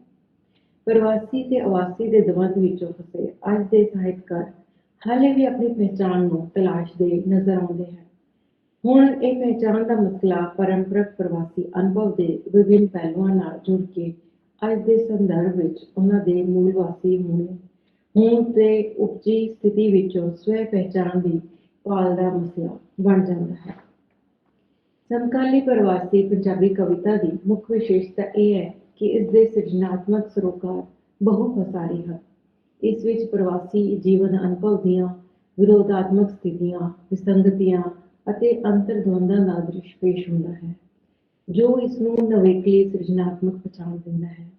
ਇਸ ਵਿੱਚ ਮਨੁੱਖੀ ਮਨ ਦੀ ਅੰਤਰਵੇਦਨਾ, ਮਾਨਸਿਕ ਸੰਤਾਪ ਅਤੇ ਸਮਾਜਿਕ ਦੁਸ਼ਵਾਰੀਆਂ ਨੂੰ ਮੂਰਤੀਮਾਨ ਕਰਨ ਦਾ ਉਪਰਾਲਾ ਕੀਤਾ ਜਾਂਦਾ ਹੈ। ਕਵੀ ਹੋਣਾ ਅਤੇ ਕਵਿਤਾ ਕਹਿਣਾ ਆਪ ਮੁਹਾਰੇ ਹੀ ਕਵੀ ਦੇ ਸੰਵੇਦਨਸ਼ੀਲ ਵਿਅਕਤਿਤਵ ਦੀ ਪਹਿਚਾਣ ਉਜਾਗਰ ਕਰ ਦਿੰਦਾ ਹੈ। ਇਸੇ ਸੰਵੇਦਨਸ਼ੀਲਤਾ ਸਦਕਾ ਉਹ ਆਪਣੀ ਜੀਵਨ ਅਨੁਭਵ ਨੂੰ ਕਾਵਿ ਦੇ ਮਾਧਿਅਮ ਰਾਹੀਂ ਪ੍ਰਗਟਾਉਂਦਾ ਹੈ। ਉਸਦੀ ਇਹ ਕਾਵਿ ਸੰਵੇਦਨਾ ਆਪੇ ਦੀ ਪਹਿਚਾਣ ਦੇ ਨਾਲ ਨਾਲ ਜੀਵਨ ਦੇ ਬਹੁ ਆਯਾਮੀ ਪਸਾਰਾਂ ਨਾਲ ਵੀ ਰਿਸ਼ਤਾ ਜੋੜ ਲੈਂਦੀ ਹੈ। ਬਰਤਾਨਵੀ ਪ੍ਰਵਾਸੀ ਕਵੀ ਦਰਸ਼ਨ ਬੁਲੰਦਵੀ ਵੀ ਸਮਕਾਲੀ ਯਥਾਰਥ ਦੇ ਇਹਨਾਂ ਸਰੋਕਾਰਾਂ ਨੂੰ ਸੰਬੋਧਿਤ ਹੁੰਦਾ ਹੈ। ਉਸ ਦੀ ਕਾਵਿ ਸੰਵੇਦਨਾ ਇਹਨਾਂ ਬਹੁ ਆਯਾਮੀ ਪਸਾਰਾਂ ਨਾਲ ਰਾਬਤਾ ਜੋੜਦੀ ਹੋਈ ਆਪਣੇ ਕਾਵਿ ਸੰਸਾਰ ਦਾ ਨਿਰਮਾਣ ਕਰਦੀ ਹੈ। ਅਸੀਂ ਮੁੱਖ ਤੌਰ ਤੇ ਉਸ ਦੀ ਕਾਵਿ ਸੰਵੇਦਨਾ ਦੇ ਅਧਿਐਨ ਲਈ ਉਸ ਦੇ ਕਾਵਿ ਸੰਗ੍ਰਹਿ ਪਹਿਚਾਣ ਨੂੰ ਆਧਾਰ ਬਣਾਇਆ ਹੈ। ਪ੍ਰਵਾਸੀ ਜੀਵਨ ਅਨੁਭਵ ਦੇ ਨਵੇਂ ਉਸਰ ਰਹੇ ਮਾਹੌਲ ਨੂੰ ਸਾਹਮਣੇ ਰੱਖ ਕੇ ਜਦੋਂ ਅਸੀਂ ਦਰਸ਼ਨ ਬੁਲੰਦਵੀ ਦੇ ਕਾਵਿ ਸੰਗ੍ਰਹਿ ਪਹਿਚਾਣ ਦਾ ਅਧਿਐਨ ਕਰਦੇ ਹਾਂ ਤਾਂ ਸਭ ਤੋਂ ਪਹਿਲਾਂ ਇਸ ਸੰਗ੍ਰਹਿ ਦੀ ਪਹਿਲੀ ਕਵਿਤਾ ਸਾਡਾ ਧਿਆਨ ਆਕਰਸ਼ਿਤ ਕਰਦੀ ਹੈ। ਇਸ ਕਵਿਤਾ ਦਾ ਸਿਰਲੇਖ ਵੀ ਪਹਿਚਾਣ ਹੀ ਹੈ। ਇਸ ਕਵਿਤਾ ਵਿੱਚ ਕਵੀ ਆਪਣੀ ਮੂਲ ਪਹਿਚਾਣ ਨੂੰ ਕਿਸੇ ਪਰਛਾਵੇਂ ਹੇਠ ਛੁਪਿਆ ਦਿਖਣਾ ਨਹੀਂ ਚਾਹੁੰਦਾ। ਉਹ ਇਕੱਲੇ ਆਪਣੀ ਵਿਅਕਤੀਗਤ ਪਹਿਚਾਣ ਦੀ ਗੱਲ ਨਹੀਂ ਕਰਦਾ, ਸਗੋਂ ਸਭਨਾਂ ਨੂੰ ਉਸ ਮੂਲ ਪਹਿਚਾਣ ਨਾਲ ਸਾਂਝ ਪਾਉਣ ਲਈ ਪ੍ਰੇਰਦਾ ਹੈ ਜੋ ਸਰਬ ਸਾਂਝੀ ਹੈ। ਕਵੀ ਆਪਣੇ ਹੋਣ ਦੇ ਅਧੂਰੇਪਣ ਨੂੰ ਨਕਾਰਦਾ ਹੋਇਆ ਇਸ ਗੱਲ ਤੇ ਜ਼ੋਰ ਦਿੰਦਾ ਹੈ ਕਿ ਉਸਨੇ ਬਹੁਤ ਸਮੇਂ ਤੋਂ ਚੁੱਪ ਰਹਿ ਕੇ ਦੇਖ ਲਿਆ ਹੈ, ਪਰ ਹੁਣ ਉਹ ਸਮਾਂ ਆ ਗਿਆ ਹੈ ਕਿ ਜਦੋਂ ਆਪਣੀ ਮੂਲ ਪਹਿਚਾਣ ਨੂੰ ਸਾਹਮਣੇ ਲਿਆਂਦਾ ਜਾਵੇ। ਇਹ ਪਹਿਚਾਣ ਦੇਸ਼, ਕੌਮ ਤੇ ਘਰ ਦੀ ਪਹਿਚਾਣ ਨਾਲੋਂ ਜੜ੍ਹਾਂ ਨਾਲ ਜੁੜਨ ਦੀ ਪਹਿਚਾਣ ਵਧੇਰੇ ਹੈ। ਉਹ ਕਿਸੇ ਵੀ ਉਦਾਰੀ ਹੋਣ ਨੂੰ ਸਿਰੇ ਤੋਂ ਨਕਾਰਦਾ ਹੋਇਆ ਆਪਣੀ ਪ੍ਰਮਾਣਿਕ ਹੋਣ ਤਲਾਸ਼ਦਾ ਹੈ। ਕਵੀ ਮਨੁੱਖ ਵਿਚਕਾਰ ਮਸਨੂਈ ਵੰਡੀਆਂ ਪਾਉਣ ਵਾਲੀ ਸੰਪਰਦਾਇਕ ਪਹਿਚਾਣ ਨੂੰ ਵੀ ਨਕਾਰਦਾ ਹੈ। ਇਸ ਤਰ੍ਹਾਂ ਇਹ ਕਵਿਤਾ ਦਰਸ਼ਨ ਬੁਲੰਦਵੀ ਦੀ ਕਾਵਿ ਸੰਵੇਦਨਾ ਦੇ ਇੱਕ ਮਹੱਤਵਪੂਰਨ ਪਸਾਰ ਨੂੰ ਉਜਾਗਰ ਕਰਦੀ ਹੈ। ਇਹ ਕਵਿਤਾ ਅਜੋਕੇ ਦੌਰ ਵਿੱਚ ਸੱਭਿਆਚਾਰਕ ਟਕਰਾਓ ਦੀ ਸਥਿਤੀ ਨੂੰ ਸੰਬੋਧਿਤ ਹੋ ਕੇ ਮਨੁੱਖ ਨੂੰ ਸਾਂਝ ਅਤੇ ਸੁਮੇਲ ਦਾ ਸੰਦੇਸ਼ ਦਿੰਦੀ ਹੈ। ਇਸ ਕਵਿਤਾ ਦੀਆਂ ਹੇਠਲੀਆਂ ਪੰਕਤੀਆਂ ਇਸੇ ਸਥਿਤੀ ਨੂੰ ਮੂਰਤੀਮਾਨ ਕਰਦੀਆਂ ਹਨ। ਆਓ ਆਪੋ ਆਪਣੀ ਮੂਲ ਪਛਾਣ ਕਰੀਏ। ਇਸ ਵਿੱਚ ਹੀ ਹੁੰਦੀ ਹੈ ਘਰ, ਦੇਸ਼, ਕੌਮ ਦੀ ਪਹਿਚਾਣ। ਬਹੁਤ ਵੇਖ ਲਿਆ ਅਸੀਂ ਓਹਲਿਆਂ ਦੀ ਪੀੜ ਜਰ ਕੇ, ਆਪਣੇ ਅਕਸ ਮੂਹਰੇ ਆਪਣੀ ਪਿੱਠ ਕਰਕੇ, ਆਪਣੀ ਪਿੱਠ ਕਰਕੇ। ਇਸ ਕਾਵਿ ਸੰਗ੍ਰਹਿ ਦੀ ਕਵਿਤਾ ਮੈਂ ਪਰਦੇਸੀ ਵਿੱਚ ਕਵੀ ਆਪਣੇ ਆਪ ਨੂੰ ਦੁਚਿੱਤੀ ਵਿੱਚ ਫਸਿਆ ਮਹਿਸੂਸ ਕਰਦਾ ਹੈ। ਉਹ ਪ੍ਰਵਾਸੀ ਅਤੇ ਵਿਦੇਸ਼ੀ ਸ਼ਬਦਾਂ ਦੇ ਟਕਰਾਓ ਵਿੱਚ ਫਸਿਆ ਹੋਇਆ ਆਪਣੇ ਵਜੂਦ ਨੂੰ ਤਲਾਸ਼ਦਾ ਹੈ। ਉਹ ਆਪਣੇ ਵਤਨ ਅਤੇ ਪ੍ਰਦੇਸ਼ ਵਿਚਲੀ ਵਿੱਥ ਨੂੰ ਮਿਟਾਉਣ ਦਾ ਯਤਨ ਕਰਦਾ ਹੈ ਅਤੇ ਆਪਣੇ ਆਪ ਨੂੰ ਜਿਪਸੀ ਆਖਦਾ ਹੋਇਆ ਇੱਕ ਮਜ਼ਬੂਤ ਤੇ ਠੋਸ ਟਿਕਾਣੇ ਦੀ ਤਲਾਸ਼ ਕਰਦਾ ਹੈ। ਇਸ ਦਾ ਐਗਜ਼ਾਮਪਲ ਨੀਚੇ ਹੇਠ ਲਿਖੀਆਂ ਲਾਈਨਾਂ ਵਿੱਚ ਤੁਹਾਨੂੰ ਦੱਸਦੇ ਹਾਂ। ਮੈਂ ਪਰਦੇਸੀ ਜਦ ਵੀ ਆਪਣੇ ਦੇਸ਼ ਜਾਵਾਂ, ਉੱਥੇ ਸਭ ਪਰਦੇਸੀ ਕਹਿਣ, ਦੇਸੋਂ ਮੁੜਾਂ ਤਾਂ ਇਹ ਸਭ ਵਿਦੇਸ਼ੀ ਕਹਿਣ। ਮੈਂ ਉੜਦਾ ਹੋਇਆ ਪਰਿੰਦਾ ਕੋਈ, ਖੰਭਾਂ ਵਿੱਚ ਆਲ੍ਹਣਾ ਚੁੱਕੀ ਫਿਰਾਂ, ਕਦੇ ਇਸ ਰੁੱਖ ਦੀ ਸ਼ਾਖ ਤੇ, ਕਦੇ ਉਸ ਰੁੱਖ ਦੀ ਸ਼ਾਖ ਤੇ ਟਿਕਾਵਾਂ। ਇਸ ਕਵਿਤਾ ਵਿੱਚ ਪ੍ਰਵਾਸੀ ਅਤੇ ਵਿਦੇਸ਼ੀ ਸ਼ਬਦ ਬਹੁਤ ਮਹੱਤਵਪੂਰਨ ਭੂਮਿਕਾ ਨਿਭਾਉਂਦੇ ਹਨ। ਇਹ ਦੋਵੇਂ ਸ਼ਬਦ ਕਵੀ ਦੀ ਦੁਚਿੱਤੀ ਪ੍ਰਵਿਰਤੀ ਵੱਲ ਸੰਕੇਤ ਕਰਦੇ ਹਨ। ਵਿਡੰਬਨਾ ਇਹ ਹੈ ਕਿ ਕਵੀ ਦੀ ਜਨਮ ਭੂਮੀ ਦੇ ਲੋਕ ਉਸ ਨੂੰ ਪ੍ਰਵਾਸੀ ਆਖਦੇ ਹਨ ਅਤੇ ਉਸ ਦੀ ਕਰਮ ਭੂਮੀ ਵਿੱਚ ਉਸ ਨੂੰ ਇੱਕ ਵਿਦੇਸ਼ੀ ਮੰਨਿਆ ਜਾਂਦਾ ਹੈ। ਇਸ ਵਿਰੋਧਾਤਮਕ ਸਥਿਤੀ ਵਿੱਚ ਕਵੀ ਆਪਣੇ ਆਪ ਨੂੰ ਇੱਕ ਜਿਪਸੀ ਦੇ ਤੌਰ ਤੇ ਅਨੁਭਵ ਕਰਦਾ ਹੈ, ਜਿਸਦਾ ਕੋਈ ਵੀ ਆਪਣਾ ਦੇਸ਼ ਨਹੀਂ ਬਣ ਸਕਿਆ। ਇਸ ਤਰ੍ਹਾਂ ਇਹ ਵਿਰੋਧਾਤਮਕ ਭਾਵੁਕ ਸਥਿਤੀ ਇਸ ਕਵਿਤਾ ਦੀ ਕਾਵਿ ਸੰਵੇਦਨਾ ਦਾ ਇੱਕ ਮਹੱਤਵਪੂਰਨ ਪਸਾਰ ਬਣ ਕੇ ਸਾਹਮਣੇ ਆਉਂਦੀ ਹੈ। ਇਸੇ ਤਰ੍ਹਾਂ ਖਾਲੀ ਸਮਾਂ ਕਵਿਤਾ ਰਾਹੀਂ ਕਵੀ ਆਪਣੇ ਇੱਕ ਵਿਸ਼ੇਸ਼ ਭਾਣ ਦੇ ਤੌਖਲੇ ਵੱਲ ਸੰਕੇਤ ਕਰਦਾ ਹੈ। ਉਹ ਖਾਲੀ ਪਲਾਂ ਦੇ ਸਮਿਆਂ ਵਿੱਚ ਜਦੋਂ ਵੀ ਆਪਣੇ ਆਪ ਨੂੰ ਵਸਤਾਂ ਦੇ ਬੇਲੋੜੇ ਖਿਲਾਰੇ ਵਿੱਚ ਘਿਰਿਆ ਮਹਿਸੂਸ ਕਰਦਾ ਹੈ ਤਾਂ ਉਸ ਨੂੰ ਆਪਣੀ ਮਾਨਵੀ ਪਛਾਣ ਦੇ ਖੁੱਸ ਜਾਣ ਦਾ ਡਰ ਸਤਾਉਂਦਾ ਹੈ। ਇਹਨਾਂ ਲਾਈਨਾਂ ਤੋਂ ਅਸੀਂ ਇਹ ਡਰ ਨੂੰ ਦੇਖ ਸਕਦੇ ਹਾਂ। ਮੈਂ ਭਟਕਣਹਾਰ ਗੁਆਚ ਜਾਂਦਾ ਹਾਂ ਘਰ ਦੇ ਖਿਲਾਰ ਅੰਦਰ, ਘਰ ਨੂੰ ਛਾਨਣਾ ਲਾਉਂਦਾ ਹਾਂ ਕਿ ਵਾਧੂ ਵਸਤਾਂ ਛਾਣ ਸਕਾਂ, ਕਿ ਭਾਰ ਨੂੰ ਸਵਾਰ ਸਕਾਂ। ਮੈਂ ਨਵ ਵਸਤਾਂ ਨੂੰ ਸਾਂਭਦਾ ਹਾਂ, ਲੋੜ ਦੇ ਨਾਵਾਂ ਅੰਦਰ ਵਸਤਾਂ ਚ ਗੁੰਮ ਹੋਇਆ ਅਗਲੇ ਹੀ ਪਰ ਡਰ ਜਾਂਦਾ ਹਾਂ। ਇਸ ਕਵਿਤਾ ਵਿਚਲੀ ਕਾਵਿ ਸੰਵੇਦਨਾ ਅਜੋਕੇ ਦੌਰ ਦੇ ਸੱਭਿਆਚਾਰ ਵੱਲ ਸੰਕੇਤ ਕਰਦੀ ਹੈ। ਮੰਡੀ ਅਤੇ ਮੀਡੀਆ ਦਾ ਸਮੁੱਚਾ ਮਾਹੌਲ ਸਾਡੇ ਸਾਹਮਣੇ ਬੇਲੋੜੀਆਂ ਵਸਤੂਆਂ ਦੀ ਚਮਕ ਦਮਕ ਦਾ ਇੱਕ ਅਜਿਹਾ ਮਾਇਆਵੀ ਯਥਾਰਥ ਸਿਰਜ ਦਿੰਦਾ ਹੈ ਜੋ ਸਾਨੂੰ ਭਰਮਾਉਂਦਾ ਤੇ ਭਟਕਾਉਂਦਾ ਹੈ। ਇਸ ਮਾਹੌਲ ਵਿੱਚ ਕਵੀ ਨੂੰ ਆਪਣੀ ਮਾਨਵੀ ਹੋਣ ਦੇ ਵਸਤ ਬਣ ਜਾਣ ਦਾ ਡਰ ਸਤਾਉਂਦਾ ਹੈ। ਕਵਿਤਾ ਵਿੱਚ ਪੇਸ਼ ਹੋਈ ਇਹ ਸਥਿਤੀ ਕਵੀ ਦੀ ਕਾਵਿਕ ਸੰਵੇਦਨਾ ਦਾ ਇੱਕ ਅਜਿਹਾ ਪਸਾਰ ਹੈ ਜੋ ਵਰਤਮਾਨ ਸੰਸਾਰ ਦੀ ਸੱਚਾਈ ਨੂੰ ਬਿਆਨ ਕਰਦਾ ਹੈ ਅਤੇ ਉਸ ਦੀ ਕਵਿਤਾ ਨੂੰ ਨਵਾਂ ਅੰਜਾਮ ਦਿੰਦਾ ਹੈ। ਕਾਵਿ ਸੰਗ੍ਰਹਿ ਵਿਚਲੀਆਂ ਕੁਝ ਕਵਿਤਾਵਾਂ ਗੁਰੂ ਨਾਨਕ ਦੇਵ ਅਤੇ ਗੁਰੂ ਗੋਬਿੰਦ ਸਿੰਘ ਜੀ ਦੇ ਵਿਰਾਸਤ ਦੇ ਹਵਾਲੇ ਨਾਲ ਸਮਕਾਲੀ ਯਥਾਰਥ ਦੀ ਹਕੀਕਤ ਨੂੰ ਸੰਬੋਧਿਤ ਹੁੰਦੀਆਂ ਹੋਈਆਂ ਕ੍ਰਾਂਤੀਕਾਰੀ ਚੇਤਨਾ ਦਾ ਸੰਚਾਰ ਕਰਦੀਆਂ ਹਨ। ਮਿਸਾਲ ਵਜੋਂ ਹੇ ਗੁਰੂ ਨਾਨਕ ਕਵਿਤਾ ਦੀਆਂ ਇਹ ਪੰਕਤੀਆਂ ਦੇਖੀਆਂ ਜਾ ਸਕਦੀਆਂ ਹਨ। ਲਾਲੋ ਦਾ ਨਾਂ ਦੀਵਾ ਵਰਦਾ, ਭਾਗੋ ਦਾ ਨਾਂ ਸੂਰਜ ਢਲਦਾ, ਉੱਚੇ ਮਹਿਲ ਮੁਨਾਰੇ ਸਾਵੇਂ, ਕੁਲੀ ਦਾ ਕੱਖ ਹਰਦਾ। ਇਹ ਪੰਕਤੀਆਂ ਕਵੀ ਦੀਆਂ ਪ੍ਰਗਤੀਵਾਦੀ ਕਾਵ ਸੰਵੇਦਨਾ ਦਾ ਪ੍ਰਮਾਣ ਪੇਸ਼ ਕਰਦੀਆਂ ਹਨ। ਇਹਨਾਂ ਵਿੱਚ ਮਹਿਲ ਮੁਨਾਰਿਆਂ ਅਤੇ ਕੁੱਲੀ ਦੇ ਹਵਾਲੇ ਨਾਲ ਅਜੋਕੀ ਵਿਵਸਥਾ ਉੱਤੇ ਆਧਾਰਿਤ ਆਰਥਿਕ ਨਾ ਬਰਾਬਰੀ ਅਤੇ ਅਮੀਰੀ ਗਰੀਬੀ ਦੇ ਵਿਚਕਾਰ ਵੱਧਦੇ ਫਾਸਲੇ ਵੱਲ ਸੰਕੇਤ ਕੀਤਾ ਗਿਆ ਹੈ। ਇਸੇ ਤਰ੍ਹਾਂ ਹੀ ਦਸ਼ਮੇਸ਼ ਪਿਤਾ ਵਿਚਲੀ ਨਿਮਨ ਅੰਕਿਤ ਪੰਕਤੀਆਂ ਗੁਰੂ ਗੋਬਿੰਦ ਸਿੰਘ ਜੀ ਦੇ ਜੀਵਨ ਸੰਦੇਸ਼ ਨੂੰ ਕ੍ਰਾਂਤੀਕਾਰੀ ਚੇਤਨਾ ਦੇ ਰੂਪ ਵਿੱਚ ਪ੍ਰਸਤੁਤ ਕਰਦੀਆਂ ਹਨ। ਮੀਰੀ ਪੀਰੀ ਦੀ ਤਲਵਾਰ ਨੂੰ ਮੈਂ ਅੰਤਰ ਮਨ 'ਚ ਧਿਆਵਾਂ, ਚੰਦ ਤਾਰਿਆਂ ਜਿਹੀ ਸੋਚ ਤੇਰੀ ਮੈਂ ਜੁੱਗਾਂ ਤੋਂ ਪਾਰ ਲੈ ਜਾਵਾਂ, ਖੰਡੇ ਅਤੇ ਕਲਮ ਨਾਲ ਵਾਹੇ ਜੋ ਉਸ ਲੀਕ ਤੇ ਪੈਰ ਟਿਕਾਵਾਂ। ਇਸ ਕਾਵ ਸੰਗ੍ਰਹਿ ਵਿਚਲੀ ਕਾਵਕ ਸੰਵੇਦਨਾ ਦਾ ਇੱਕ ਹੋਰ ਪਹਿਲੂ ਕਾਵ ਦੀ ਸਿਰਜਣ ਪ੍ਰਕਿਰਿਆ ਨਾਲ ਸੰਬੰਧ ਰੱਖਦਾ ਹੈ। ਕਵੀ ਨੂੰ ਆਪਣੇ ਜੀਵਨ ਅਨੁਭਵ ਦੇ ਉਹ ਪਲ ਬਹੁਤ ਮਹੱਤਵਪੂਰਨ ਜਾਪਦੇ ਹਨ ਜਦੋਂ ਉਸਦਾ ਮਨ ਕਾਵ ਦੀ ਸਿਰਜਣਾ ਦੇ ਆਵੇਸ਼ ਵਿੱਚ ਡੁੱਬਿਆ ਹੁੰਦਾ ਹੈ। ਮਿਸਾਲ ਵਜੋਂ ਸਿਰਜਣ ਪ੍ਰਕਿਰਿਆ ਕਵਿਤਾ ਦੀਆਂ ਇਸ ਤਰ੍ਹਾਂ ਦੇਖੀਆਂ ਜਾ ਸਕਦੀਆਂ ਹਨ। ਕਵਿਤਾ ਲਿਖਦਿਆਂ ਮੈਂ ਕਵਿਤਾ ਦੇ ਇਮਤਿਹਾਨ ਵਿੱਚ ਹੁੰਦਾ ਹਾਂ। ਕੋਈ ਅਹਿਸਾਸ ਹੱਥ ਭਰ ਤੇ ਮੁਸਕਰਾਉਂਦਾ ਹੈ। ਮੈਂ ਸ਼ਬਦਾਂ ਦੇ ਬੰਦ ਦਰ ਖੋਲ੍ਹਦਾ ਹਾਂ। ਕਵਿਤਾ ਲਿਖਦਿਆਂ ਮੈਂ ਸਭ ਤੋਂ ਵੱਧ ਆਪਣੇ ਕੋਲ ਹੁੰਦਾ ਹਾਂ। ਇੱਕ ਦਿਲ ਦੀ ਵਿੱਥ ਵੀ ਰੜਕਦੀ ਹੈ। ਮੈਨੂੰ ਸਿਰਫ ਆਪਣੀ ਧੜਕਣ ਸੁਣਦੀ ਹੈ। ਮੈਂ ਆਸਮਾਨ ਨੂੰ ਉਹਦੀ ਸੀਮਾ ਤੋਂ ਮੁਕਤ ਕਰ ਦੇਖਦਾ ਹਾਂ। ਇਹਨਾਂ ਕਾਵ ਸਤਰਾਂ ਵਿੱਚ ਕਵੀ ਨੇ ਆਪਣੀ ਸਿਰਜਣ ਪ੍ਰਕਿਰਿਆ ਦੇ ਪਲਾਂ ਦੀ ਰਹੱਸਮਈ ਸਥਿਤੀ ਨੂੰ ਬਿਆਨ ਕੀਤਾ ਹੈ। ਉਸ ਨੂੰ ਜਾਪਦਾ ਹੈ ਕਿ ਇਹਨਾਂ ਪਲਾਂ ਵਿੱਚ ਉਹਨੇ ਆਪਣੇ ਆਪ ਦੇ ਸਭ ਤੋਂ ਵੱਧ ਨੇੜੇ ਹੁੰਦਾ ਹੈ। ਉਹ ਆਪਣੇ ਅੰਤਰ ਮਨ ਵਿੱਚ ਵਿਰਾਟ ਬ੍ਰਹਮੰਡ ਦੇ ਅਸੀਮ ਫੈਲਾਅ ਨੂੰ ਇੱਕਮਿਕਤਾ ਅਨੁਭਵ ਕਰਦਾ ਹੋਇਆ ਸਿਰਫ ਆਪਣੀ ਧੜਕਣ ਸੁਣਦਾ ਹੈ। ਇਸ ਤਰ੍ਹਾਂ ਇਹ ਸਤਰਾਂ ਬ੍ਰਹਮੰਡੀ ਚੇਤਨਾ ਨੂੰ ਕਾਵਕ ਸੰਵੇਦਨਾ ਦੇ ਰੂਪ ਵਿੱਚ ਸਾਕਾਰ ਕਰਦੀਆਂ ਹਨ। ਸਮੁੱਚੇ ਤੌਰ ਤੇ ਆਖਿਆ ਜਾ ਸਕਦਾ ਹੈ ਕਿ ਦਰਸ਼ਨ ਬੁਲੰਦੀ ਜੀਵਨ ਅਤੇ ਯਥਾਰਥ ਦੇ ਵਿਭਿੰਨ ਪਸਾਰਾਂ ਨੂੰ ਨਵੇਕਲੇ ਅੰਦਾਜ਼ ਵਿੱਚ ਪੇਸ਼ ਕਰਦਾ ਹੈ।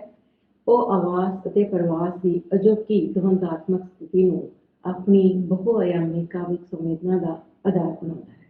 ਧੰਨਵਾਦ। Thank you ma'am. ਸਾਡੇ ਅੱਜ ਦੇ ਇਸ ਅਕਾਦਮਿਕ ਸੈਸ਼ਨ ਦਾ ਲਾਸਟ ਡਾਕਟਰ ਸੰਦੀਪ ਕੌਰ ਕਰਨਗੇ। ਔਰ ਡਾਕਟਰ ਸੰਦੀਪ ਕੌਰ ਜੀ ਇਤਿਹਾਸਿਕ ਕਾਲਜ ਵਿੱਚ ਪੜ੍ਹਾ ਰਹੇ ਨੇ, assistant professor. And 10 minute the time ਜਿਹੜਾ ਸਤਿ ਸ਼੍ਰੀ ਅਕਾਲ ਸਾਰਿਆਂ ਨੂੰ। ਮੇਰਾ ਜਿਹੜਾ ਪਰਚਾ ਹੈ ਦਰਸ਼ਨ ਬੁਲੰਦਵੀ ਦੇ ਕਾਵ ਸੰਗ੍ਰਹਿ ਮਹਿਕਾ ਦੇ ਨਾਵਾਂ ਵਿੱਚ ਮੂਲਵਾਸ ਤੇ ਪਰਵਾਸ ਅੰਤਰਦਵੰਦ ਤੇ ਦਰਸ਼ਨ ਬੁਲੰਦਵੀ ਜੀ ਮੌਜੂਦ ਵੀ ਹੈਗੇ, ਪਰ ਮੈਂ ਪਰਚਾ ਜਿਹੜਾ ਪੜਾਂਗੀ ਨਹੀਂ ਕਿਉਂਕਿ ਸਮਾਂ ਥੋੜਾ ਹੈ, ਇਜਾਜ਼ਤ ਨਹੀਂ ਦਿੰਦਾ ਪੂਰਾ ਪੜ੍ਹਨ ਦਾ। ਤੇ ਮੈਂ ਫਾਰਮੂਲੇਸ਼ਨ ਜਿਹੜੇ ਸ਼ਾਰਟ ਦੇ ਵਿੱਚ ਦੱਸਾਂਗੀ ਔਰ ਮੈਂ ਸਭ ਨੂੰ ਗੁਜ਼ਾਰਿਸ਼ ਕਰਾਂਗੀ ਕਿ ਇੱਕ ਵਾਰ ਪਬਲਿਸ਼ ਹੋ ਜਾਏ ਤੇ ਪਰਚਾ ਇੱਕ ਵਾਰੀ ਪੜ੍ਹੋ ਜ਼ਰੂਰ। ਤੇ ਨਾਲ ਹੀ ਦਰਸ਼ਨ ਬੁਲੰਦਵੀ ਜਿਹੜੇ ਹੁਣ ਤੱਕ 6 ਕਾਵ ਸੰਗ੍ਰਹਿ ਆਲਰੇਡੀ ਪ੍ਰਕਾਸ਼ਿਤ ਹੋ ਚੁੱਕੇ ਹੈ ਔਰ ਜਿੱਥੇ ਤੱਕ ਅਸੀਂ ਮੂਲਵਾਸ ਔਰ ਪਰਿਵਾਰ ਦੇ ਅੰਤਰਦਵੰਦ ਦੀ ਗੱਲ ਕਰਦੇ ਹਾਂ ਤੇ ਜਿੱਥੇ ਇੱਕ ਪ੍ਰਵਾਸੀ ਜਿਹੜਾ ਲੇਖਕ ਹੈ ਜਦ ਧਰਤੀ ਕੇ ਦੂਜੀ ਧਰਤੀ ਤੇ ਜਾ ਕੇ ਵਸਦਾ ਹੈ ਉੱਥੇ ਹੀ ਆਪਣੀ ਧਰਤੀ ਤੋਂ ਇੱਕ ਨਿਕਲ ਜਾਂਦਾ ਹੈ ਤੇ ਉਹਦਾ ਯਥਾਰਥ ਜਿਹੜਾ ਹੈ ਉਹ ਹੰਡਾਇਆ ਕਿਉਂਕਿ ਇੱਕ ਪਾਸੇ ਆਪਣੀ ਧਰਤੀ ਤੋਂ ਦੂਰ ਹੈ ਨਵੀਂ ਧਰਤੀ ਤੇ ਜਾ ਕੇ ਅਪਣਾਉਣਾ ਵੀ ਹੈ। ਇਹ ਦਵੰਦ ਦੇ ਨਾਲ ਨਾਲ ਦੂਜਾ ਦਵੰਦ ਇਹ ਹੈਗਾ ਕਿ ਜਿਹੜੀ ਦੂਜੀ ਪਨੀਰੀ ਹੈ ਉਹ ਹੋਰ ਆਪਣੇ ਸੱਭਿਆਚਾਰ ਤੋਂ ਥੋੜੀ ਜਿਹੀ ਹੋਰ ਦੂਰ ਹੋ ਜਾਂਦੀ ਹੈ ਕਿਉਂਕਿ ਉਹ ਜਿਹੜੇ ਹੈ ਉਹ ਭਾਰਤੀ ਮੂਲਵਾਸੀ ਨਹੀਂ ਕਹਿੰਦੇ, ਮੂਲਵਾਸੀ ਉੱਥੇ ਵੀ ਹੋ ਜਾਂਦੇ ਹੈ। ਕਿਤੇ ਨਾ ਕਿਤੇ ਜਿਹੜਾ ਸੱਭਿਆਚਾਰ ਹੈ ਉਹਨਾਂ ਨੂੰ ਉਸ ਧਰਤੀ ਦਾ ਆਪਣਾ ਲੱਗਣ ਲੱਗਦਾ ਹੈ ਜਿਹੜੀ ਨਵੀਂ ਧਰਤੀ ਤੇ ਉਹ ਵਸਦੇ ਹੈ। ਸੋ ਦਰਸ਼ਨ ਬੁਲੰਦਵੀ ਜੀ ਜਿਹੜੇ ਇਹਨਾਂ ਦੀ ਜਿਹੜੀ ਕਵਿਤਾ ਹੈ ਅਗਰ ਮੈਂ ਇਹਨਾਂ ਦੀ ਕਵਿਤਾ ਤੇ ਆਉਂ ਸਿੱਧਾ ਤੇ ਇਹਨਾਂ ਦੀ ਕਵਿਤਾ ਹੈਗੀ ਕੁੰਜੀ ਕਵਿਤਾ ਦੇ ਵਿੱਚ ਜਿਹੜੀ ਗੱਲ ਹੋ ਰਹੀ ਹੈ ਆਪਣੇ ਮਨ ਦੀ ਕਸ਼ਮਕਸ਼ ਨੂੰ ਦਿਖਾਉਣ ਦੀ ਦਰਸਾਉਣ ਦੀ ਕੋਸ਼ਿਸ਼ ਕਰਦੇ ਹੈ ਜਿੱਥੇ ਜਿਹੜੇ ਇਹ ਆਪਣੀਆਂ ਗੱਲਾਂ ਦੇ ਨਾਲ ਜੁੜੇ ਹੋਏ ਆ। ਦੂਜੇ ਪਾਸੇ ਜਿਹੜੀ ਨਵੀਂ ਪੀੜ੍ਹੀ ਹੈ ਉਹ ਪਰੰਪਰਾਗਤ ਸੋਚ ਨੂੰ ਆਊਟਡੇਟਡ ਕਹਿ ਰਹੀ ਹੈ ਤੇ ਆਊਟਡੇਟਡ ਤੇ ਮੋਡਰਨਿਟੀ ਦੇ ਵਿਚਕਾਰ ਜਿਹੜੀ ਹੈ ਕਸ਼ਮਕਸ਼ ਹੈ ਕਵਿਤਾ ਦੇ ਵਿੱਚ ਲਗਾਤਾਰ ਜਾਰੀ ਹੈ। ਕੁਝ ਸਤਰਾਂ ਅਸੀਂ ਕਵਿਤਾ ਦੀ ਦੇਖਦੇ ਹਾਂ ਪਰ ਅੱਜ ਦਾ ਵਕਤ ਜਦ ਮੇਰੇ ਕੁੰਜੀ ਹੱਥਾਂ ਮੁਸਕਰਾਉਂਦਾ ਹੈ ਆਊਟਡੇਟਡ ਐਲਾਨ ਦਾ ਆਪਣੇ ਵਕਤ ਦਾ ਸ਼ੀਸ਼ਾ ਦਿਖਾਉਂਦਾ ਹੈ। ਐਂਡ ਤੱਕ ਜਾਂਦੇ ਜਾਂਦੇ ਜਿਹੜੇ ਇਹ ਆਪਣੀ ਪਰੰਪਰਾ ਨੂੰ ਛੱਡਦੇ ਨਹੀਂ ਹੈ। ਸੋ ਪਰੰਪਰਾ ਦੇ ਉੱਤੇ ਜਿਹੜੀ ਇਹਨਾਂ ਦੀ ਪਕੜ ਹੈ ਉਹ ਮਜ਼ਬੂਤ ਹੋ ਜਾਂਦੀ ਹੈ ਜਿੱਥੇ ਕਹਿੰਦੇ ਖਬਰੇ ਕਿਉਂ ਮੇਰੇ ਕੰਬਦੇ ਹੱਥ ਵਿੱਚ ਕੁੰਜੀ ਹੋਰ ਵੀ ਸਥਿਰ ਹੋ ਜਾਂਦੀ ਤੇ ਮੈਂ ਅਗਲੀ ਕਵਿਤਾ ਦੀ ਗੱਲ ਕਰਾਂ ਕਿ ਉਡਾਰੀ ਕਵਿਤਾ ਦੇ ਵਿੱਚ ਜਿੱਥੇ ਕਵਿਤਾ ਦੇ ਵਿੱਚ ਆਪਣੇ ਪਛਾਣ ਲੱਭਦੇ ਹੈ ਔਰ ਪਛਾਣ ਲੱਭਦੇ ਜਿੱਥੇ ਇਹ ਗੱਲ ਕਰਦੇ ਹੈ ਕਿ ਮੈਂ ਕਿਤੇ ਕਿਸੇ ਦੇ ਸਿਕੰਜੇ 'ਚ ਜਕੜਿਆ ਹੋਇਆ ਬੱਚਾ ਬੈਠਾ ਹਾਂ ਜਾਂ ਮੈਂ ਆਸਮਾਨ ਦੀ ਖੁੱਲੀ ਉਡਾਰੀ ਲਗਾ ਰਿਹਾ ਕੀ ਹੋ ਰਿਹਾ ਕਿ ਪਛਾਣ ਲੱਭਦੇ ਬਟ ਕਿਉਂਕਿ ਆਸ਼ਾਵਾਦੀ ਕਵੀ ਹੈ ਤੇ ਖਾਸੀਅਤ ਇਹ ਹੈ ਕਿ ਨਿਰਾਸ਼ ਕਿਤੇ ਨਹੀਂ ਨਜ਼ਰ ਆਉਂਦੀ ਇਹ ਜਿਹੜੇ ਗੱਲ ਨੂੰ ਉੱਤੇ ਸੰਭਾਲ ਜਾਂਦੇ ਹੈ ਤੇ ਕਵਿਤਾ ਤੱਕ ਪਹੁੰਚਦੇ ਪਹੁੰਚਦੇ ਜਿਹੜੇ ਹੈ ਇਹ ਕਰਦੇ ਹੈ ਉਸ ਦਾ ਜਿਹਨੇ ਇਹਨਾਂ ਨੂੰ ਖੰਭ ਦਿੱਤੇ ਹੈ ਔਰ ਉਡਾਰੀ ਮਾਰਨ ਦਾ ਹੌਸਲਾ ਦਿੱਤਾ ਹੈ ਜਿੱਥੇ ਕਹਿੰਦੇ ਤੇਰਾ ਟਿਕਾਉਣਾ ਹੀ ਤੇਰੀ ਹਾਜ਼ਰੀ ਹੈ ਤੇ ਮੈਂ ਉੱਡ ਰਹਾ ਗੱਲ ਕਰਦੇ ਭੂਹੇਰਵੇ ਦੀ ਕਿਉਂਕਿ ਪ੍ਰਵਾਸੀ ਕਵੀ ਜਿਹੜੇ ਹੈ ਪ੍ਰਵਾਸੀ ਸ਼ਾਇਰ ਜਿਹੜੇ ਹੈ ਉਹਨਾਂ ਦੇ ਭੂਹੇਰਵਾ ਜਿਹੜਾ ਹੈ ਉਹ ਉਹਨਾਂ ਦੀ ਕਵਿਤਾ ਦੇ ਵਿੱਚ ਇੱਕ ਅੰਗ ਹੈ ਕਿਉਂਕਿ ਆਪਣੀ ਧਰਤੀ ਤੋਂ ਪਿਛੜੇ ਹੋਣ ਦਾ ਅਹਿਸਾਸ ਜਿਹੜਾ ਉਹ ਹਮੇਸ਼ਾ ਨਾਲ ਰਹਿੰਦਾ ਹੈ ਤੇ ਦਰਸ਼ਨ ਬੁਲੰਦ ਦੀ ਵੀ ਬਹੁਤ ਸਾਰੀ ਕਵਿਤਾ ਜਿਹੜੀ ਹੈ ਉਹ ਵੀ ਭੂਹੇਰਵੇ ਦੇ ਵਿੱਚ ਉਪਜੀ ਹੈ ਪਰ ਭੂਹੇਰਵਾ ਕਿਤੇ ਵੀ ਭਾਰੀ ਨਹੀਂ ਮਹਿਸੂਸ ਹੁੰਦਾ ਕਿਉਂ ਇੱਕ ਪਾਸੇ ਇਹਨਾਂ ਨੂੰ ਆਪਣੀ ਧਰਤੀ ਤੋਂ ਵਿਛੜੇ ਹੋਣ ਦਾ ਅਹਿਸਾਸ ਹੈ ਤੇ ਦੂਜੇ ਪਾਸੇ ਇਹਨਾਂ ਦੇ ਪਰਿਵਾਰ ਨੂੰ ਆਪਣਾ ਡੰਡੀਆਂ ਦੀ ਵੀ ਪਛਾਣ ਹੈ ਔਰ ਮੰਜ਼ਿਲਾਂ ਤੇ ਪਹੁੰਚਣ ਦਾ ਅਹਿਸਾਸ ਜਿਹੜਾ ਉਹ ਵੀ ਨਾਲ ਨਾਲ ਚੱਲ ਰਿਹਾ ਹੈ ਕਵਿਤਾ ਦੀ ਦੇਖਾਂਗੇ ਕੀ ਹੋਇਆ ਜੇ ਪੈਰ ਪਰ ਡੰਡੀਆਂ ਤੇ ਹਨ ਰਾਹ ਵੀ ਤਾਂ ਕੋਈ ਦੂਰ ਨਹੀਂ ਹੈ ਕੋਈ ਦੌਰ ਹੈ ਪਰ ਸ਼ੀਸ਼ਾ ਤਾਂ ਆਪਣਾ ਹੋਰ ਨਹੀਂ ਇੱਥੇ ਅਸੀਂ ਜਦੋਂ ਭਾਰਤੀ ਸੰਸਕ੍ਰਿਤੀ ਨਾਲ ਜੁੜੇ ਹੋਣ ਗੱਲ ਕਰੀਏ ਤੇ ਕਵਿਤਾ ਵੇਈ ਦਾ ਗੀਤ ਦੇਖਿਆ ਜਾ ਸਕਦਾ ਹੈ ਵੇਈ ਵਿੱਚ ਆਪਣੇ ਜਿਹੜੇ ਪੰਜਾਬ ਦੀ ਵੇਈ ਨੂੰ ਯਾਦ ਕਰ ਰਹੇ ਹੈ ਉਸ ਦੇ ਜਿਹੜੇ ਉਹਦੇ ਪੰਛੀ ਆਲਾ ਦੁਆਲਾ ਨਾ ਵੇਈ ਦੇ ਵਿੱਚ ਛਾਲਾ ਲਗਾਉਣਾ ਉਹ ਜਿਹੜਾ ਮਿੱਠਾ ਅਹਿਸਾਸ ਹੈ ਉਹ ਸਾਡੀ ਕਵਿਤਾ ਵਿੱਚ ਸਾਨੂੰ ਮਿਲ ਰਿਹਾ ਉਹ ਵੇਈ ਤਾਂ ਮੇਰੇ ਅਜੇ ਵੀ ਕਲਕਲ ਕਰਦੀ ਹੈ ਪਿੰਡ ਦੀਆਂ ਯਾਦਾਂ ਨੂੰ ਸਾਹਾਂ ਚ ਧਰਦੀ ਹੈ ਆਪਣੇ ਪੁਰਖਿਆਂ ਦੇਸ਼ ਪੰਜਾਬ ਦੀ ਗੱਲ ਕਰਦੇ ਹੋਏ ਜਿਹੜੀ ਕਵਿਤਾ ਹੈ ਬੱਚੇ ਸਤਬੀਰ ਦੇ ਪੰਜਾਬ ਫੇਰੀ ਦੇ ਪ੍ਰਭਾਵ ਉਹਦੇ ਵਿੱਚ ਜਿਹੜਾ ਪੰਜਾਬ ਦੇ ਨਜ਼ਾਰੇ ਪੰਜਾਬ ਦੀਆਂ ਗਲੀਆਂ ਪੰਜਾਬ ਦੇ ਇਤਿਹਾਸ ਨੂੰ ਮਹਿਸੂਸਦੇ ਹੈ ਔਰ ਬੱਚਾ ਜਿਹੜਾ ਉਹ ਕਿਤੇ ਨਾ ਕਿਤੇ ਗੁੰਮ ਹੋ ਜਾਂਦਾ ਹੈ ਪੜ੍ਹਦਾ ਉਹ ਜਿਹੜਾ ਆਪਣੇ ਆਪ ਨੂੰ ਇੱਕ ਪੰਜਾਬ ਦਾ ਅੰਗ ਸਮਝਣ ਲੱਗਦਾ ਹੈ ਔਰ ਉਹ ਕੀ ਕਰਦਾ ਹੈ ਕਿ ਉਹ ਭੁੱਲ ਜਾਂਦਾ ਕਿਤੇ ਨਾ ਕਿਤੇ ਕਿ ਉਹਦੀ ਜਿਹੜੀ ਪੈਦਾਇਸ਼ ਹੈ ਉਹ ਪ੍ਰਵਾਸੀ ਹੈ ਔਰ ਉਸਨੂੰ ਪੀਜ਼ਾ ਔਰ 버ਗਰ ਜਿਹੜੇ ਹੈ ਉਹ ਗੁੜਤੀ ਦੇ ਵਿੱਚ ਮਿਲੇ ਹੈ ਕਿਤੇ ਨਾ ਕਿਤੇ ਉਹ ਖੁਸ਼ਬੂਆਂ ਵਿੱਚ ਹੋ ਜਾਂਦਾ ਹੈ ਜਿਹੜੀ ਆਪਣੀ ਧਰਤੀ ਦੇ ਮਿੱਠੇ ਮਿੱਠੇ ਪਕਵਾਨ ਹੈਗੇ ਉਹਦੀਆਂ ਖੁਸ਼ਬੂਆਂ ਵਿੱਚ ਕਵਿਤਾ ਕਹਿੰਦੀ ਹੈ ਉਹ ਭੁੱਲ ਜਾਂਦਾ ਹੈ ਪੀਜ਼ਾ ਉਹ ਸਭ ਕੁਛ ਜੋ ਉਸਨੂੰ ਗੁੜਤੀ ਚ ਮਿਲਿਆ ਹੈ ਜੋ ਉਹਦੇ ਸਵਾਦ ਨਾਲ ਜੁੜਿਆ ਹੈ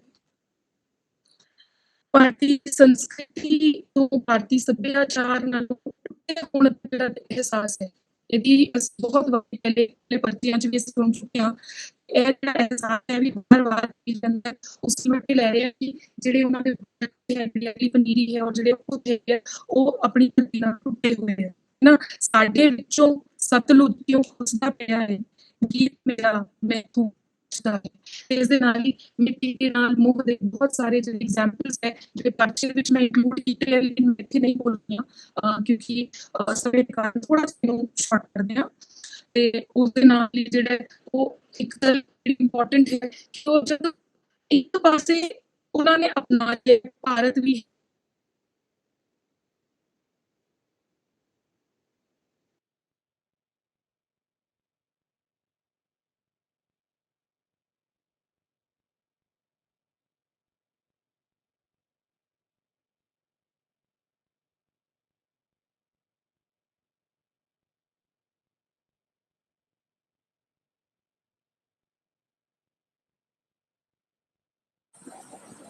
मैम शायद नेटवर्क प्रॉब्लम करके ताड़ी आवाज नहीं आ रही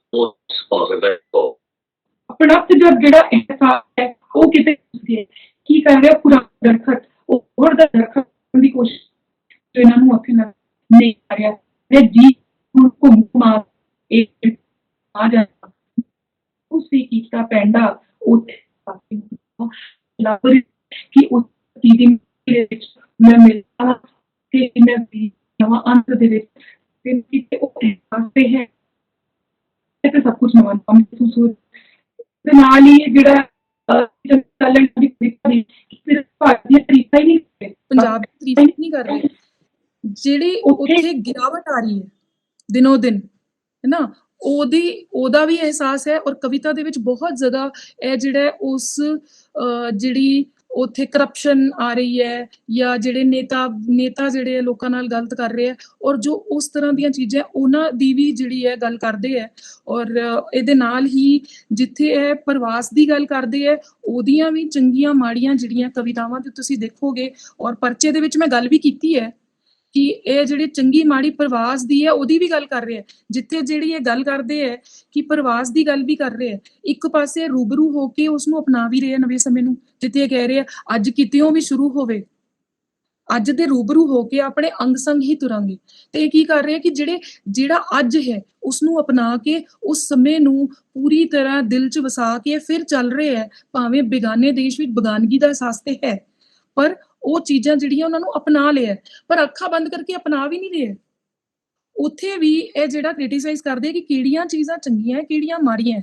ਜਿੱਥੇ ਇਹ ਸਮਲਿੰਗੀ ਰਿਸ਼ਤਿਆਂ ਦੀ ਗੱਲ ਕਰਦੇ, ਗੇ ਲੈਸਬੀਅਨ ਦੀ ਗੱਲ ਕਰਦੇ ਹੈ, ਉੱਥੇ ਇਹ ਕੀ ਕਹਿ ਰਹੇ ਆ ਕਿ ਜਿਹੜੇ ਉਹ ਰਿਸ਼ਤੇ ਹੈਗੇ ਆ, ਉਹ ਜਿਹੜੀ ਇਨਸਾਨੀ ਦਾਤ ਹੈ ਜਿਹਦੇ ਵਿੱਚੋਂ ਇਨਸਾਨ ਉਪਜਿਆ ਹੈ, ਉਸ ਦੇ ਉੱਤੇ ਖਤਰਾ ਇਹਨਾਂ ਨੂੰ ਨਜ਼ਰ ਆ ਰਿਹਾ। ਕਿਉਂਕਿ ਜਿਹੜੇ ਔਰਤ ਮਰਦ ਦੇ ਆਮ ਰਿਸ਼ਤੇ ਹੈ, ਉਹ ਇੱਕ ਕਿਸੇ ਨਾ ਕਿਸੇ ਤਰ੍ਹਾਂ ਉਹ ਜਿਹੜੇ ਹੈ ਉਹ ਇਲਾਹੀ ਮੇਲ ਹੈ ਜਿਹੜਾ ਖੁੱਸਦਾ ਜਾ ਰਿਹਾ ਹੈ ਕਿਤੇ ਨਾ ਕਿਤੇ ਪੱਛਮੀ ਸੰਸਕ੍ਰਿਤੀ ਨੂੰ ਅਪਣਾਉਂਦੇ। ਤੇ ਮੈਂ ਇਹਦੇ ਨਾਲ ਹੀ ਇਸ ਨੂੰ ਜਿਹੜਾ ਇੱਥੇ ਮਤਲਬ ਸਮਅਪ ਕਰਾਂਗੀ। ਲੇਕਿਨ ਕਵਿਤਾ ਜਦ ਤੁਸੀਂ ਪੜ੍ਹੋਗੇ ਤੇ ਬਹੁਤ ਸਾਰੀਆਂ ਹੋਰ ਚੀਜ਼ਾਂ, ਜਦ ਤੁਸੀਂ ਪਰਚਾ ਪੜ੍ਹੋਗੇ, ਪਰਚੇ ਦੇ ਵਿੱਚ ਬਹੁਤ ਸਾਰੀਆਂ ਹੋਰ ਚੀਜ਼ਾਂ, ਹੋਰ ਪੁਆਇੰਟਸ ਹੈ ਜਿਹੜੀ ਮੈਂ ਸਮੇਂ ਦੇ ਥੋੜ੍ਹੇ ਦੇ ਕਾਰਨ ਇੱਥੇ ਨਹੀਂ ਬੋਲ ਪਾਈ। ਔਰ ਮੈਂ ਉਮੀਦ ਕਰਦੀ ਹਾਂ ਕਿ ਤੁਸੀਂ ਪਰਚੇ ਨੂੰ ਪੜ੍ਹੋਗੇ ਔਰ ਆਪਣੇ ਵਿਊਜ਼ ਜ਼ਰੂਰ ਮੈਨੂੰ ਦਿਓਗੇ। ਇਸ ਦੇ ਨਾਲ ਹੀ ਬਹੁਤ ਬਹੁਤ ਧੰਨਵਾਦ। ਥੈਂਕ ਯੂ ਡਾਕਟਰ ਰਤਨਦੀਪ ਜੀ। ਹੁਣ ਮੈਂ ਬੇਨਤੀ ਕਰਾਂਗਾ ਇਸ ਸੈਸ਼ਨ ਦੇ ਮਹਿਮਾਨ ਜੋ ਕਿ ਸਾਡੇ ਬਰਤਾਨੀਆ ਤੋਂ ਉੱਗੇ ਪ੍ਰਵਾਸੀ ਪੰਜਾਬੀ ਸਾਹਿਤਕਾਰ ਨੇ, ਦਰਸ਼ਨ ਬੁਲੰਦਵੀ ਜੀ, ਕਿ ਉਹ ਆਪਣੀ ਪ੍ਰਤੀਕਿਰਿਆ ਜੋ ਆ ਉਹ ਦੇਣਗੇ। ਬੁਲੰਦਵੀ ਜੀ, ਦਰਸ਼ਨ ਬੁਲੰਦਵੀ। ਹਾਂਜੀ ਸਰ, ਮਾਈਕ ਤੁਸੀਂ ਆਪਣਾ ਅਨਮਿਊਟ ਕਰ ਲਓ ਸਰ।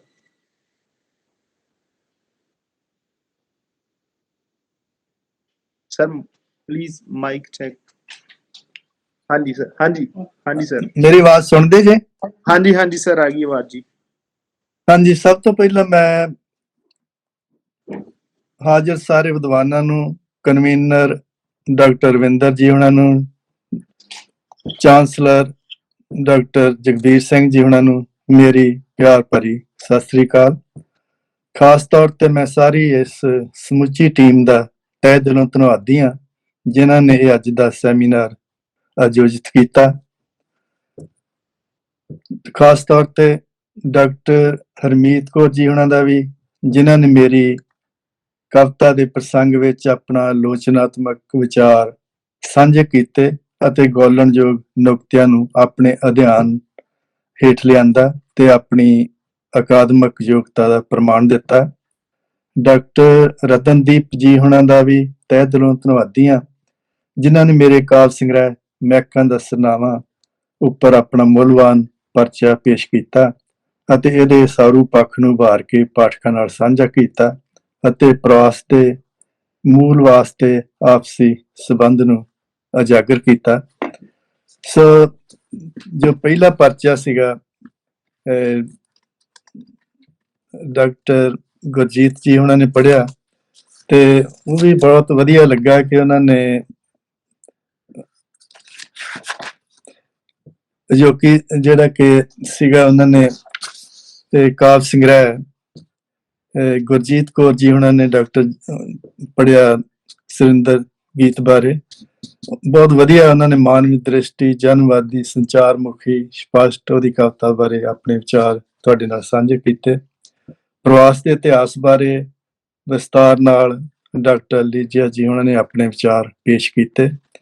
ਸੋ ਮੈਂ ਆਪਣੇ ਵੱਲੋਂ ਅੱਜ ਦੇ ਸੈਮੀਨਾਰ ਦੇ ਪੰਜਾਬੀ ਭਾਸ਼ਾ ਦੇ ਵਿਕਾਸ ਲਈ ਹੀ ਨਹੀਂ, ਮੈਂ ਸਮਝਦਾ ਸਗੋਂ ਵਿਅਕਤੀਗਤ ਤੌਰ ਉੱਤੇ ਵੀ ਇਹ ਬੜੀ ਗੰਭੀਰਤਾ ਨਾਲ ਆਪਣੀ ਜ਼ਬਾਨ ਪ੍ਰਤੀ ਮੋਹ ਵੀ ਜਗਾਉਂਦਾ ਹੈ ਤੇ ਇੱਕ ਜ਼ਿੰਮੇਵਾਰੀ ਦਾ ਅਹਿਸਾਸ ਵੀ ਕਰਵਾਉਂਦਾ ਹੈ ਤੇ ਨਵੀਆਂ ਚੁਣੌਤੀਆਂ ਦੇ ਰੂਬਰੂ ਵੀ ਕਰਦਾ ਹੈ।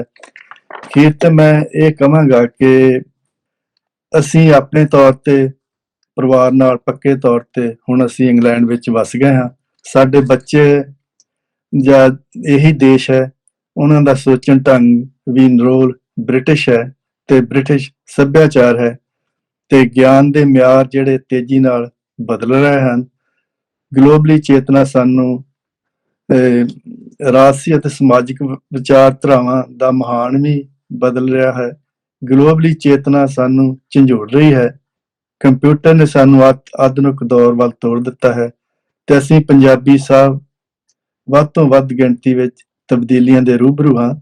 ਇਸ ਲਈ ਇਹਨਾਂ ਦੀ ਚੇਤਨਾ ਬਹੁਤ ਨਵਾਂ ਕੁਝ ਸਵੀਕਾਰ ਕਰ ਰਹੀ ਹੈ, ਨਵੀਆਂ ਚੁਣੌਤੀਆਂ ਦੇ ਰਹੀ ਹੈ ਤੇ ਨਵਾਂ ਕੁਝ ਬਣਾ ਰਹੀ ਹੈ। ਸੋ ਇਸ ਪਰਿਵਰਤਨ ਦੌਰਾਨ ਮੇਰੀ ਸਦਾ ਕੋਸ਼ਿਸ਼ ਰਹੀ ਹੈ ਕਿ ਨਵੇਂ ਤੋਂ ਨਵੇਂ ਵਿਸ਼ਿਆਂ ਨੂੰ ਖੋਜਿਆ ਜਾਏ, ਲਿਖਿਆ ਜਾਏ।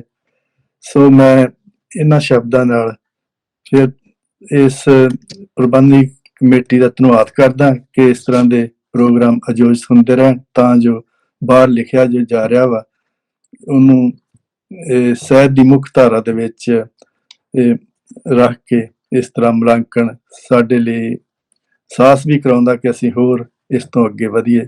ਬਹੁਤ ਬਹੁਤ ਧੰਨਵਾਦ ਜੀ।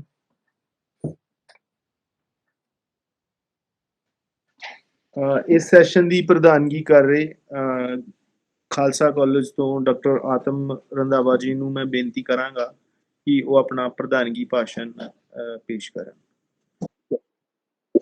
ਸਭ ਤੋਂ ਪਹਿਲਾਂ ਤਾਂ ਡਾਕਟਰ ਵਿੰਦਰ ਜੀ ਦਾ ਧੰਨਵਾਦ ਕਿ ਉਹਨਾਂ ਨੇ ਸਾਰੇ ਪਲੇਟਫਾਰਮ ਤੇ ਮਹਾਨ ਬੰਦੇ ਦੇਸ਼ ਤੋਂ ਪ੍ਰਦੇਸ਼ ਤੋਂ ਸੱਚੇ ਕੀਤੇ बहुत ही उत्साहयोग डॉक्टर जगदीश सिंह जी चाचा university of Punjab, Harjeet Agarwal ji, doctor Gurmukh जी,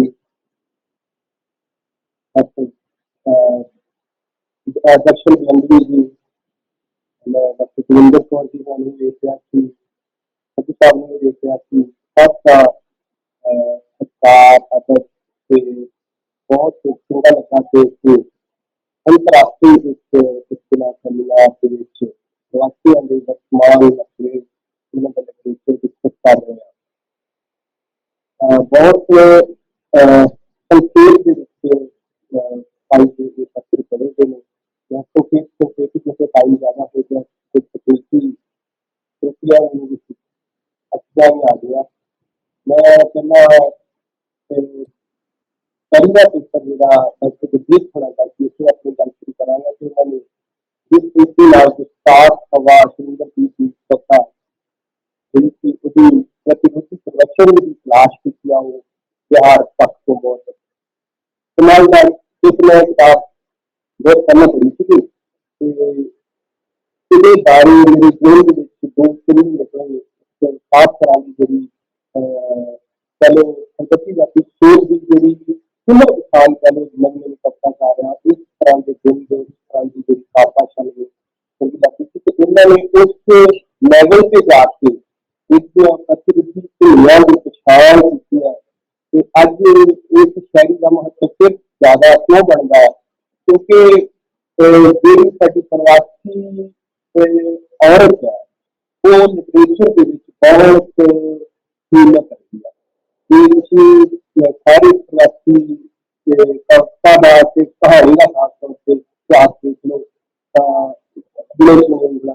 के नाम है उन्होंने बहुत कविता की उन्होंने सत्ता के प्रतिरोध के सरकार या संसद की हिंदी जी पछाण की कविता के लिख रहे हैं उन्होंने लगभग इस संकटमय समय मेरी आखिरी शायरी है प्रतिबद्ध शायरी है क्योंकि असली सोचा आइडियोलॉजिकल क्राइसिस चल रहा विचारधारा खुद जिसकी क्रांतिकारी सत्ता का उन्होंने पछाण कर लिया बहुत कुछ तरीके निजी तौर पर पर्चा बहुत अच्छा लगा। दूसरा पर्चा सीधा मेगा सलमान जी का बरतानवी पंजाबी कहानी जो विशुद्ध संस्कारा बच्चों की कहानियां की किताब बहुत खूबसूरत कहानियां ਜਿਹਦੇ ਵਿੱਚ ਉਹਨਾਂ ਨੇ ਜਿਹੜੀ ਸਾਡੀ ਪਰੰਪਰਾਗਤ ਲੋਚਨਾ ਉਸੇ ਢੰਗ ਨਾਲ ਉਹਦੀ ਨਕਲੀ ਸੱਭਿਆਚਾਰ ਕਲਾਵਾਂ ਗਰੋਹਾਂ ਜਾਂ ਤਸਵੀਰ ਵਜੋਂ ਕਹਿੰਦੇ ਆ ਜਾਂ ਰਿਸ਼ਤਿਆਂ ਦੀਆਂ ਜਿਹੜੀਆਂ ਤੁਸੀਂ ਕਰਨਾ ਉਹਨਾਂ ਦੀ ਦੀਆਂ ਕਹਾਣੀਆਂ ਦੇ ਉਦਾਹਰਨਾਂ ਲੈ ਕੇ ਉਹਨਾਂ ਨੇ ਕੀਤਾ ਤੇ ਸਮੇਂ ਦੀ ਸੀਮਾ ਹੁੰਦੀ ਹੈ ਕਿ ਪੇਪਰ ਜਿਹੜਾ ਸੀਗਾ ਉਸ ਤਰੀਕੇ ਨਾਲ ਸਾਰੇ ਜਿਹੜੇ ਕਾਰਜ ਕਰਕੇ ਰੱਖਿਆ ਤੇ ਖਾਸ ਤਰ੍ਹਾਂ ਦਾ ਜਿਹੜਾ ਪੱਤਰ ਉਭਰਨਾ ਚਾਹੀਦਾ ਸੀ ਮੈਨੂੰ ਲੱਗਦਾ ਥੋੜੀ ਜਿਹੀ ਵਿੱਚ ਕਮੀ ਰਹੀ ਹੈ ਕਿਉਂਕਿ ਹੁਣ ਜਿਸ ਤਰੀਕੇ ਦੀ ਆਲੋਚਨਾ ਜਾਂ 5 ਸਾਲ ਸਾਡਾ ਪ੍ਰਵਾਸੀ ਮੈਂ ਥੋੜੀ ਜਿਹੀ ਬਾਅਦ ਚ ਪ੍ਰਵਾਸੀ ਗੱਲ ਕਰਾਂਗਾ ਉਹ 2 ਮਿੰਟ ਮੈਨੂੰ ਦੱਸ ਉਸ ਤਰ੍ਹਾਂ ਦੀ ਜਿਹੜੀ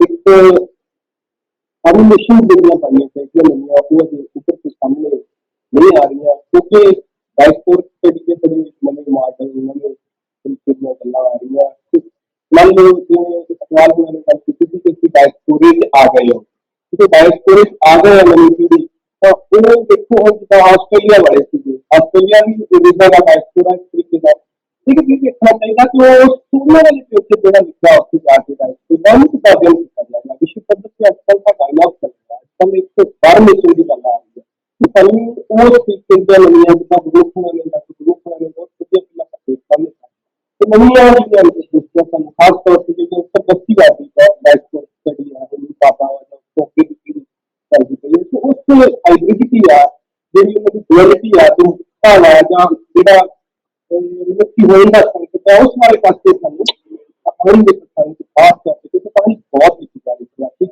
ਇਸ ਪਾਸੇ ਵੀ ਸਾਨੂੰ ਅੱਗੇ ਦੀ ਲੋੜ ਹੈਗੀ ਹੈ ਨਫੀਸਾ ਲੜਕੀਆਂ ਨੇ ਬੜੇ ਖੂਬਸੂਰਤ ਤਰੀਕੇ ਨਾਲ ਆਪਣੇ ਨਵੀਆਂ ਗੱਲਾਂ ਕਰਨ ਦੀ ਕੋਸ਼ਿਸ਼ ਕੀਤੀ ਸਮਾਂ ਮੁੱਕ ਗਿਆ ਪਰ ਉਹ ਜਿਹੜੀ ਇਸ ਤੱਥ ਦੇ ਵਿੱਚ ਚੇਂਜ ਸਾਨੂੰ ਚਾਹੀਦੀ ਸੀ ਕਿਸ ਤਰੀਕੇ ਨਾਲ ਕਿਉਂਕਿ ਪਹਿਲਾਂ ਸਬਜੈਕਟ ਦਾ ਮਤਲਬ ਸੀ ਕਿ ਸਮਾਂ ਬਹੁਤ ਥੋੜਾ ਸੀ ਪ੍ਰਵਾਸ ਤੇ ਪ੍ਰਵਾਸੀ ਦੀਆਂ ਸਮੱਸਿਆਵਾਂ ਤੇ ਸੰਭਾਵਨਾਵਾਂ ਤੇ ਆਪਣੇ ਆਪ ਤੋਂ ਵੱਡਾ ਚੀਜ਼ ਸੀ ਤੇ ਉਹਦੇ ਵਿੱਚੋਂ ਜਿਹੜੀ ਸਾਨੂੰ ਚੀਜ਼ ਹੋਣੀ ਚਾਹੀਦੀ ਸੀ ਕਿ ਜਿਹੜੀਆਂ ਚੇਂਜਿਸ ਆਈਆਂ ਹੋਏ ਪ੍ਰਵਾਸ ਦੀਆਂ ਉਹਨਾਂ ਦੇ ਸੰਭਾਵਨਾਵਾਂ ਸੀ ਜਿਹੜੀਆਂ ਜਿਸ ਤਰ੍ਹਾਂ ਵਿਸ਼ਵੀਕਰਨ ਦਾ ਦੌਰ ਆਇਆ ਜਿਸ ਤਰ੍ਹਾਂ ਟੈਕਨੋਲੋਜੀ ਦੀ ਤੇਜ਼ ਗਤੀ ਨੇ ਪ੍ਰਵਾਸ ਦੇ ਵਿੱਚ ਚੇਂਜਿਸ ਆਉਂਦੀਆਂ ਆਵਾਜਾਈ ਦੀ ਜਿਹੜੀ ਆ ਹਿਊਮਨ ਰਾਈਟਸ ਤੇ ਕਾਨੂੰਨ ਆਏ ਇਹਨਾਂ ਸਾਰਿਆਂ ਨਾਲ ਜਿਹੜੀਆਂ ਘਟੀਆਂ ਤੇ ਜਿਹੜੀਆਂ ਦੂਜੀਆਂ ਘਟੀਆਂ ਜਾਂ ਹੋਰ